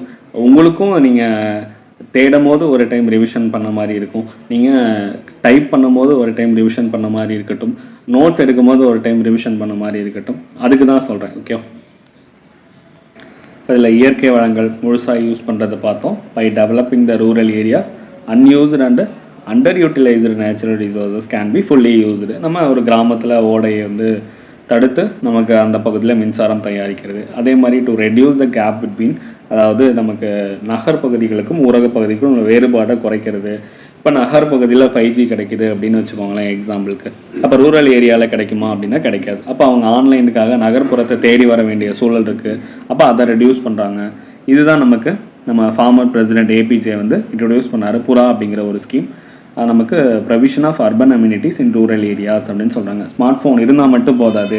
ரூரல் ஏரியாவில் அந்த ஸ்மார்ட் ஃபோனுக்கு உண்டான நெட்ஒர்க்கில் வந்து எல்லாமே கிடைக்கிற மாதிரி இருக்கும். அதே மாதிரி ரூரல் ஏரியாவில் ஒரு கிராமத்துக்கு தேவையான ரோட் ஃபெசிலிட்டி இருக்கணும், ஹாஸ்பிட்டல்ஸ் இருக்கணும், ஸ்கூல் இருக்கணும், ஹெல்த் எல்லாமே ரிலேட்டடாக அந்த நகர்ப்புறத்தில் இருக்கக்கூடிய வசதிகள் அத்தனையும் கிராமப்புறங்களையும் இருக்கிறதுக்கான திட்டம் தான் நமக்கு புறா திட்டம். இப்போ அந்த திட்டத்தை ரீப்ளேஸ் பண்ணி SPMRM வந்துச்சு. அது உங்களுக்கான கொஷின் கூட பார்த்தோம். அது போக ரூரல் க்ரோத் மட்டும் நம்ம கான்சன்ட்ரேட் பண்ணாமல் by focusing on rural development இண்டீசஸ்லேயும் கொஞ்சம் கான்சன்ட்ரேட் பண்ணலாம். எது HDA இந்த மாதிரி. இது வந்து என்ன பண்ணும், நம்ம இந்தியாவுடைய குளோபல் ஸ்டாண்டிங்கை இன்னும் பூஸ்ட் பண்ணி கொடுக்கும் அப்படிங்கிறது சொல்கிறாங்க. ஓகேவா, இன்னும் சிம்பிளாக சொல்லணும்னா அவனுக்கு ரோட் போட்டு தரதை விட அவனுக்கு தேவையான ஹெல்த்து, எஜுகேஷனு இந்த மாதிரி எல்லாமே கொடுத்தோம்னா நம்ம இந்தியாவுடைய வேர்ல்டு ரேங்க் வந்து இன்னும் டாப்புக்கு போகும் அப்படிங்கிறது தான் இந்த concept. Next problems of rural economy. ஊரக பொருளாதாரத்தில் உள்ள சிக்கல்கள் என்னென்ன? ஃபஸ்ட்டு எடுத்தவொடனே நமக்கு மக்கள் சார்ந்த பிரச்சனைகள், அதில் மக்கள் தொடர்புடைய பிரச்சனைகள் என்னென்ன இருக்குது? The lack of literacy, technical knowledge, அவங்களுக்கு எழுத்தறிவின்மை பெரிய அளவில் இருக்காது, தொழில்நுட்ப அறிவின்மை, இந்த மாதிரி விஷயங்கள், நம்பிக்கை, மூட நம்பிக்கைகள் சார்ந்து இருப்பாங்க. இப்போ literacy and lack of technical knowledge among the rural people are the major hurdles. Okay, rural ஏரியாஸில். இப்போ கிராமப்புற மக்கள்கிட்ட படிப்பறிவு குறைவாக இருக்கிறனாலும் புது ஃபோன்ஸோ இல்லை புது மிஷின்ஸோ வருது அப்படின்னா அக்ரிகல்ச்சர்லேருந்து எல்லாத்துலேயும் வச்சுக்கோங்களேன். அப்போ நமக்கு டிஜிட்டல் இந்தியாலாம் கொண்டு வந்துட்டோம்ல, ஈனம். அப்போ விவசாயிகளாக இருக்காங்கன்னா நம்ம நமக்கு நேஷ்னல் அக்ரிகல்ச்சரல் மார்க்கெட்லாம் கொண்டு வந்துட்டாங்க. அப்போ ஈனம்லாம் இருக்குது அப்படின்னா அதை பற்றின விவசாயிகள் வந்து தெரியாது. அப்போ ஆன்லைன்லேயே வந்து விற்க தெரியாமல் இடையில மிடில் மேன் வச்சு அவங்க கடைசி வரைக்கும் ஏமாந்துக்கிட்டு தான் இருப்பாங்க. அப்போ இது ஒரு பெரிய ஒரு ஹர்டலாக இருக்குது நமக்கு ரூரல் ஏரியாவில். ரெண்டாவது, அக்ரி ரிலேட்டடான ப்ராப்ளம்ஸ் என்னென்னலாம் இருக்குது. அப்போ அக்ரிகல்ச்சரல் ரிலேட்டடான ப்ராப்ளமில் போதுமான அவேர்னஸ் அவங்கக்கிட்ட கிடையாது. லேக் ஆஃப் அவேர்னஸும் non availability of inputs like seeds and fertilisers. அப்போ அவங்கக்கிட்ட சரியான இன்புட்ஸ், அதாவது சீட்ஸ், விதைகளோ உரங்கள் மாதிரியான பெரிய இன்புட்ஸ் எல்லாம் அவங்களுக்கு கிடைக்கிறதில்ல. அப்போ மழை வரும்போது என்ன பண்ணுறாங்க, விவசாயிகள் கையில் விதை இல்லாமல் இருக்கிறதும், பூச்சி தாக்குதல் நடத்துது அப்படின்னா அதுக்கு என்ன பண்ணுறதுங்கிற சொல்யூஷன் தெரியாமையும், அப்போ இந்த மாதிரியான அக்ரிகல்ச்சர் ரிலேட்டடான ப்ராப்ளம்ஸையும் அவங்க ஃபேஸ் பண்ண வேண்டியதாக இருக்குது. அப்போ எதிர்பார்த்த அளவுக்கு விழிப்புணர்வு கிடையாது, உள்ளீடுகள் நமக்கு இன்புட்ஸ் கிடைக்கல. அடுத்து அங்காடிப்படுத்தும், நம்ம மார்க்கெட்டிங் ஃபெசிலிட்டி, இந்த பற்றியான நாலேஜெல்லாம் கிடையாது. ஆட்களும் கம்மியாக இருக்கிறாங்க. பன்முகத்திறன், நிறையா மல்டி டாஸ்கிங் பண்ணக்கூடிய ஒர்க்கர்ஸ் யாருமே கிடையாது. அடுத்து லேண்ட் ஃப்ராக்மெண்டேஷன், நிலம் வந்து துண்டாடப்படுதல், அதாவது பிரிக்கிறது. 5 ஏக்கர் 2 பசங்கன்னா 2 ஏக்கர். அடுத்து அவங்களுக்கு 2 பசங்கன்னா இன்னும் 2 பிரியும். அதுக்கப்புறம் சின்ன நிலங்களும் சிறு துண்டாக்கப்பட்ட நில உடைமைகளும் நம்ம லேண்ட் லார்ட்ஸ் எல்லாம் இருந்தாங்க அப்போதைக்கு. அப்போ போதுமான இன்ஃப்ராஸ்ட்ரக்சர் கிடையாது, அவுடேட்டடான டெக்னாலஜிஸ் யூஸ் பண்ணுறோம். இப்போ இந்த மாதிரி விஷயங்கள்லாம் வந்து ரூரல் ஏரியா இருக்கக்கூடிய ஒரு ப்ராப்ளம். ஓகே, அப்போ இன்ஃப்ராஸ்ட்ரக்சர் ஃபெசிலிட்டிஸ் அதாவது ரிலேட்டடாக பார்க்கும்போது என்னென்ன ப்ராப்ளம்ஸ்னால், சரியான சாலை வசதி அவங்களுக்கு கிடையாது, அவசர காலத்துக்கு எமர்ஜென்சிக்கு ஹாஸ்பிட்டல் ஃபெசிலிட்டி கிடையாது, lack of infrastructure like a basic health and transport, communication, இது சார்ந்து அவங்கக்கிட்ட எதுவுமே கிடையாது. நீரோ மின்சாரமோ இந்த மாதிரி காப்பீடுகள், பேங்கிங், எம்ப்ளாய்மெண்ட் ஃபெசிலிட்டிஸ் எல்லாமே போதுமான அளவு சஃபிஷியண்ட்டாக கிடையாது. ஓகே, இப்போ ஒரு ப்ரெக்னென்ட் உமன் இருக்காங்க அப்படின்னா அவங்களுக்கு பக்கத்தில் ஹாஸ்பிட்டல் கொண்டு போகிறதுக்கு சரியான டிரான்ஸ்போர்ட் இருக்கணும். அதாவது முதல்ல ரோடு இருக்கணும், சரியான சாலை இருந்தால், அவங்களுக்கு சரியான டிரான்ஸ்போர்ட் இருந்தால், நமக்கு ஆக்சஸ் பண்ணுற மாதிரி பக்கத்தில் வந்து ஹாஸ்பிட்டல் இருந்துச்சுன்னா அவங்க ஈஸியாக வந்து அவங்கள காப்பாற்ற முடியும். அப்போ இதெல்லாம் இல்லாதது தான் அங்கே பெரிய ஒரு சிக்கலாக இருக்குது. ஓகே, அடுத்து பொருளாதாரம் சார்ந்த பிரச்சனைகள் அவங்கக்கிட்ட இருக்குது. அதிகமான செலவு பிடிக்கக்கூடிய தொழில்நுட்பங்கள், உள்ளீடுகள், இன்புட்ஸ் எல்லாம் அவங்களுக்கு பயன்படுத்த இயலாமை. அப்போ இதெல்லாம் தான் பிரச்சனை. கடன் சுமை, டிப்டட்னஸ், இந்த மாதிரிலாம் நிறைய இருக்குது. ஓகே, அதுக்கப்புறம் சோஷியல் அண்ட் கல்ச்சுரல் ரிலேட்டடான ப்ராப்ளம்ஸ். என்னென்ன சோஷியல் கல்ச்சுரல் ரிலேட்டடான ப்ராப்ளம்ஸ் இருக்குது அவங்களுக்கு? அப்போ அவங்க கேஸ்ட் சிஸ்டம் இன்னும் வந்து ரிமைன்ஸ் அன்சேஞ்சுன்னு சொல்கிறாங்க. விவசாய பகுதி, அதாவது ரூரல் ஏரியாஸில் இன்னும் அந்த ஜாதிய மாதிரி விஷயங்கள் இன்னும் வந்து போகாமல் அப்படியே இருக்குது. அப்போ இதெல்லாம் ஒரு முக்கியமான ஒரு பிரச்சனையாக இருக்குது. கல்ச்சுரல் ரிலேட்டடான ப்ராப்ளம்ஸ், ஆதிக்கம், இன்னும் வந்து ஆணாதிக்க சமூகம், அதாவது சோஷியல் அண்ட் கல்ச்சுரல் ரிலேட்டடாக பார்க்கும்போது even today the caste system remains அன்சேஞ்சுன்னே சொல்லிட்டாங்க. இன்னும் மாறாமல் இருக்குது ரூரல் ஏரியாஸில். டாமினன்ட் கேஸ்ட்டு, அவங்க டாமினன்ட் கேஸ்ட் தான் என்ன பண்ணுறாங்க, hold the large land holdings. அப்போ அவங்க தான் சுப்பீரியராக இருப்பாங்க. அவங்க தான் அதிகமான லேண்ட் ஹோல்டிங்ஸ், அதிகமான நில உடைமையை வச்சுருந்துருப்பாங்க. மற்றவங்க எல்லாமே வறுமையோட, ஊட்டச்சத்து குறைவாக, கல்வியறிவு இல்லாமல், குழந்தை திருமணம், சைல்டு மேரேஜ் இன்னும் இருக்குது. அதுலேயும் முக்கியமானது பாருங்கள், இந்திய கிராமங்களில் நமக்கு ஆணவ கொலைகள், ஹானர் கில்லிங்.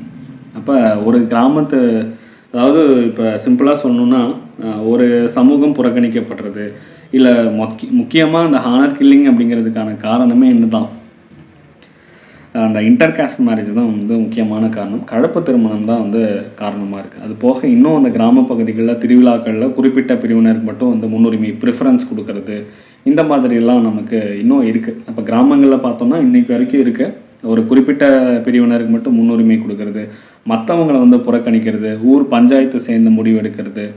அப்போ அது போக இந்த மாதிரி மேரேஜ் இன்டர் காஸ்ட் மேரேஜ் பண்ணிட்டாங்க அப்படின்னா மேஜர் ரீசன் வந்து அதுதான். ஹானர் கில்லிங்காக வில்லேஜெலாம் இன்னும் இருக்குது. அதுக்கப்புறம் ஃபீமேல் இன்ஃபான்டிசைட்ஸ் இருக்குது. நமக்கு இது என்னது பெண் சிசு கொலைகள் இருக்குது. சைல்டு மேரேஜ் இன்னும் கூட இருக்குது. அப்போ அதாவது ஒரு கப்பிள் ஒரு ஊரை விட்டு இன்னொரு ஊரை வந்து, அதாவது இன்னொரு கேஸ்டஸ் பையனை வந்து ஒரு மேரேஜ் பண்ணுறாங்களோ இல்லை பொண்ணை மேரேஜ் பண்ணுறவங்களோ அவங்கள இன்னும் ஊரை விட்டு ஒதுக்கி வைக்கிறது, இந்த மாதிரியான பழைய ட்ரெடிஷன்ஸ் கல்ச்சரில் இன்னும் ஃபாலோ பண்ணிகிட்டு இருக்காங்க ரூரலில். இதெல்லாம் தான் முக்கியமான ப்ராப்ளம்.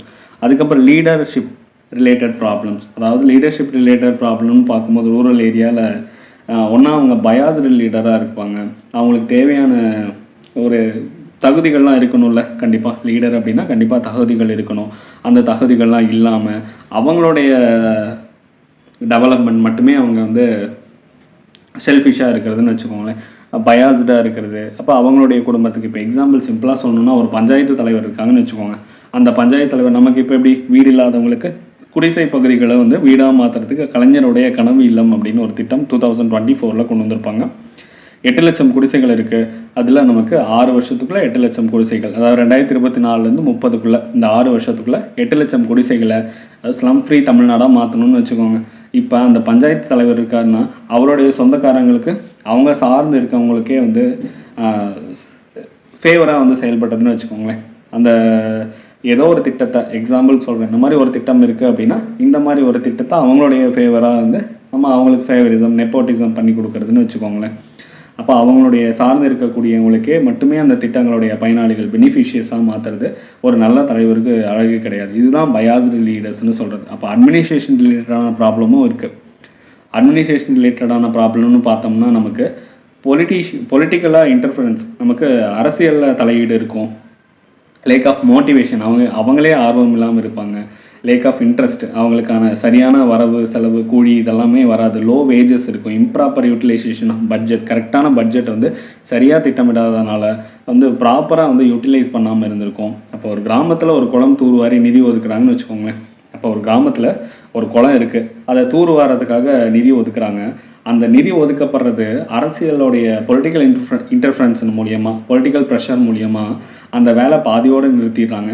இல்லை அந்த ஃபுல்லான அமௌண்ட் யூட்டிலைஸ் பண்ணாமல் அதில் வந்து ஏதாவது ஒரு முறைகேடுகள் நடக்குது அப்படின்னா இதுதான் அட்மின் ரிலேட்டடான ப்ராப்ளம்ஸ். அப்போ இத்தனை ப்ராப்ளம் வந்து ரூரல் ஏரியாவில் இருக்குது. ஓகே, உங்களுக்கான கொஷின் என்ன அப்படின்னா, இப்போ நமக்கு ஹானர் கில்லிங் பற்றி பேசுகிறோம். ஹானர் கில்லிங்காக, ஆணவ கொலைகளுக்காக தமிழ்நாட்டில் ஏதாவது ஒரு கமிஷன் போட்டிருக்காங்களா ஆணவ கொலைகளுக்காக? இல்லை அதுக்கான ஏதாவது ஒரு வழிகாட்டி நம்ம சுப்ரீம் கோர்ட்டோ, இல்லை சுப்ரீம் கோர்ட் வந்து ஒரு சில கைடன்ஸ் வந்து ஸ்பெஷல் ப்ரொவிஷன்ஸ், இந்த மாதிரி கைடன்ஸ் இதெல்லாம் ஃபாலோ பண்ணுங்கள் அப்படிங்கிறத சொல்லியிருப்பாங்க. அப்போ அந்த மாதிரி ஏதாவது இருக்கா நமக்கு அப்படிங்கிறது உங்களுக்கான கொஷின். அப்போ அது ரிலேட்டடான என்ன கேஸு 2018 கூட நடந்திருக்கும். சும்மா ஒரு ஹிண்ட் மாதிரி எடுத்துக்கோங்களேன். 18 நடந்திருக்கும். நான் படித்து ரொம்ப நாளாவது இந்த கேஸ். இது நீங்கள் வந்து ஐடென்டிஃபை பண்ணி உங்களுக்கான கொஷின் 2018 இயர் எனக்கு கரெக்டாக ஞாபகம் இல்லை, 2018 தான் நினைக்கிறேன். அதை மட்டும் கண்டுபிடிச்சி சொல்லுங்கள். இன்னொன்று, தமிழ்நாட்டில் ஒரு கமிட்டி ஒன்று ஃபார்ம் பண்ணியிருப்பாங்க. அந்த கமிட்டி யாருடைய தலைமையில் ஃபார்ம் பண்ணாங்க அப்படிங்கிறது உங்களுக்கான கொஷின். ஓகேவா? இப்போ என்னென்ன ப்ராப்ளம் பார்த்தோம்? நமக்கு மக்கள் சார்ந்ததில் எழுத்தறிவின்மை, டெக்னிக்கல் நாலேஜெலாம் கிடையாது. அக்ரிகல்ச்சரில் போதுமான இன்புட்ஸு, சீட்ஸு, ஃபெர்டிலைசர்ஸ், அங்கடிப்படுத்தும் வசதி இதெல்லாம் கிடையாது. அடுத்து முக்கியமானது இன்ஃப்ராஸ்ட்ரக்சர் ரிலேட்டடாக உட்கட்டமைப்பு சார்ந்த பிரச்சனைகள் பார்த்தோம். பொருளாதாரம் சார்ந்த பிரச்சனைகள், சோஷியல் அண்ட் கல்ச்சுரல் ரிலேட்டடான குறிப்பிட்ட சமூகம் மட்டுமே கிராமத்தில் ஆதிக்கம் செலுத்துகிறாங்க. ஜாதிய பாகுபாடு இன்றைக்கும் இருக்குது. டாமினன்ட் காஸ்ட்டு அவங்க தான் வந்து அதிகமான, அதாவது dominant cost with large land holding அப்படின்னு சொல்கிறாங்க. அவங்க தான் சுப்பீரியராக இருக்கிறாங்க மற்றவங்களுக்கு. இந்த மாதிரிலாம் இருக்குது. இப்போ ஒரு குறிப்பிட்ட சமூகத்தை சார்ந்தவங்க புறக்கணிக்கப்படுறது, குறிப்பிட்ட சமூகத்தை சார்ந்தவங்க ஆதிக்கம் செலுத்துறது, இந்த மாதிரி விஷயங்கள்லாம் இன்னுமே இருக்குது அப்படிங்கிறத சொல்கிறாங்க. அடுத்து வந்து ஹானர் கில்லிங். நமக்கு இந்திய கிராமங்களில் கௌரவ கொலைகள் நடக்கிறதுக்கு முக்கியமான காரணம் கலப்பு திருமணம் தான்.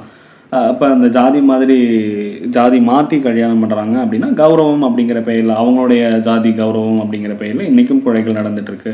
பெண் குழந்தைகள் பிறந்தாங்க அப்படின்னா அதை கொல்றதும், அதை வந்து கருவிலேயே அழிக்கிறதும், இதுக்கான சட்டம் கூட இருக்குது.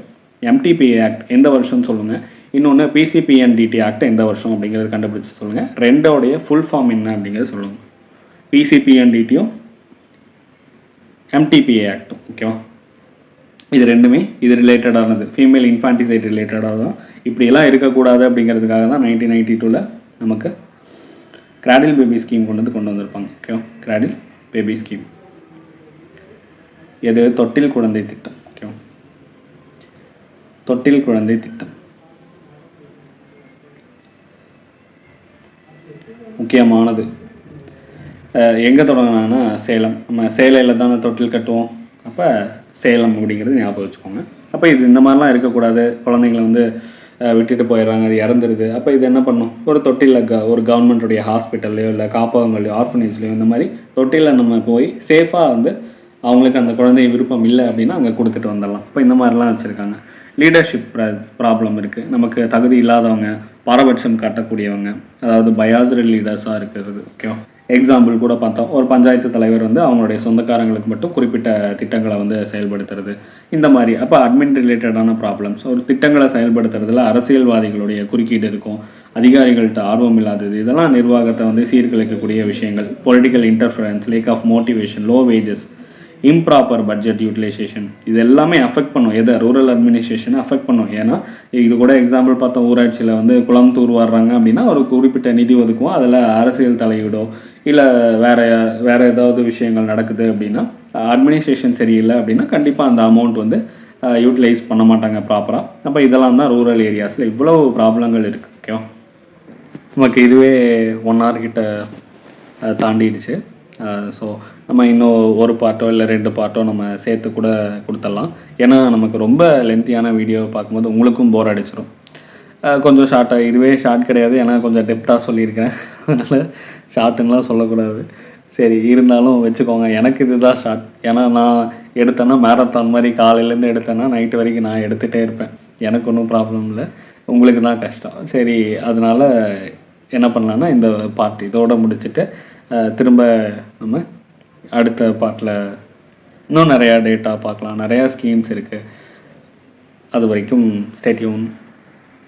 உங்களுக்கு எல்லாமே புரிஞ்சிருக்குன்னு நினைக்கிறேன். ஈஸியாக தான் சொல்லிட்டு வரேன். ஏன்னா எக்கனாமிக்ஸ் படிக்கிறது கொஞ்சம் கஷ்டம் அப்படின்னு நிறையா பேர் சொல்கிறத கேட்டிருக்கேன். ஆனால் எனக்கு அப்படி கிடையாது. எக்கனாமிக்ஸ் கொஞ்சம் ஈஸி, ஏன்னா நம்ம ரியல் லைஃபோட இருக்கிறதுனால ஈஸி. ஸோ நான் எந்த அளவுக்கு உங்களுக்கு புரிய வைக்க முடியுமோ அந்த அளவு புரிய வச்சிட்றேன். நம்ம நெக்ஸ்ட்டு பார்ட்டில் பார்ப்போம். ஸோ அது வரைக்கும் ஸ்டே டியூன்.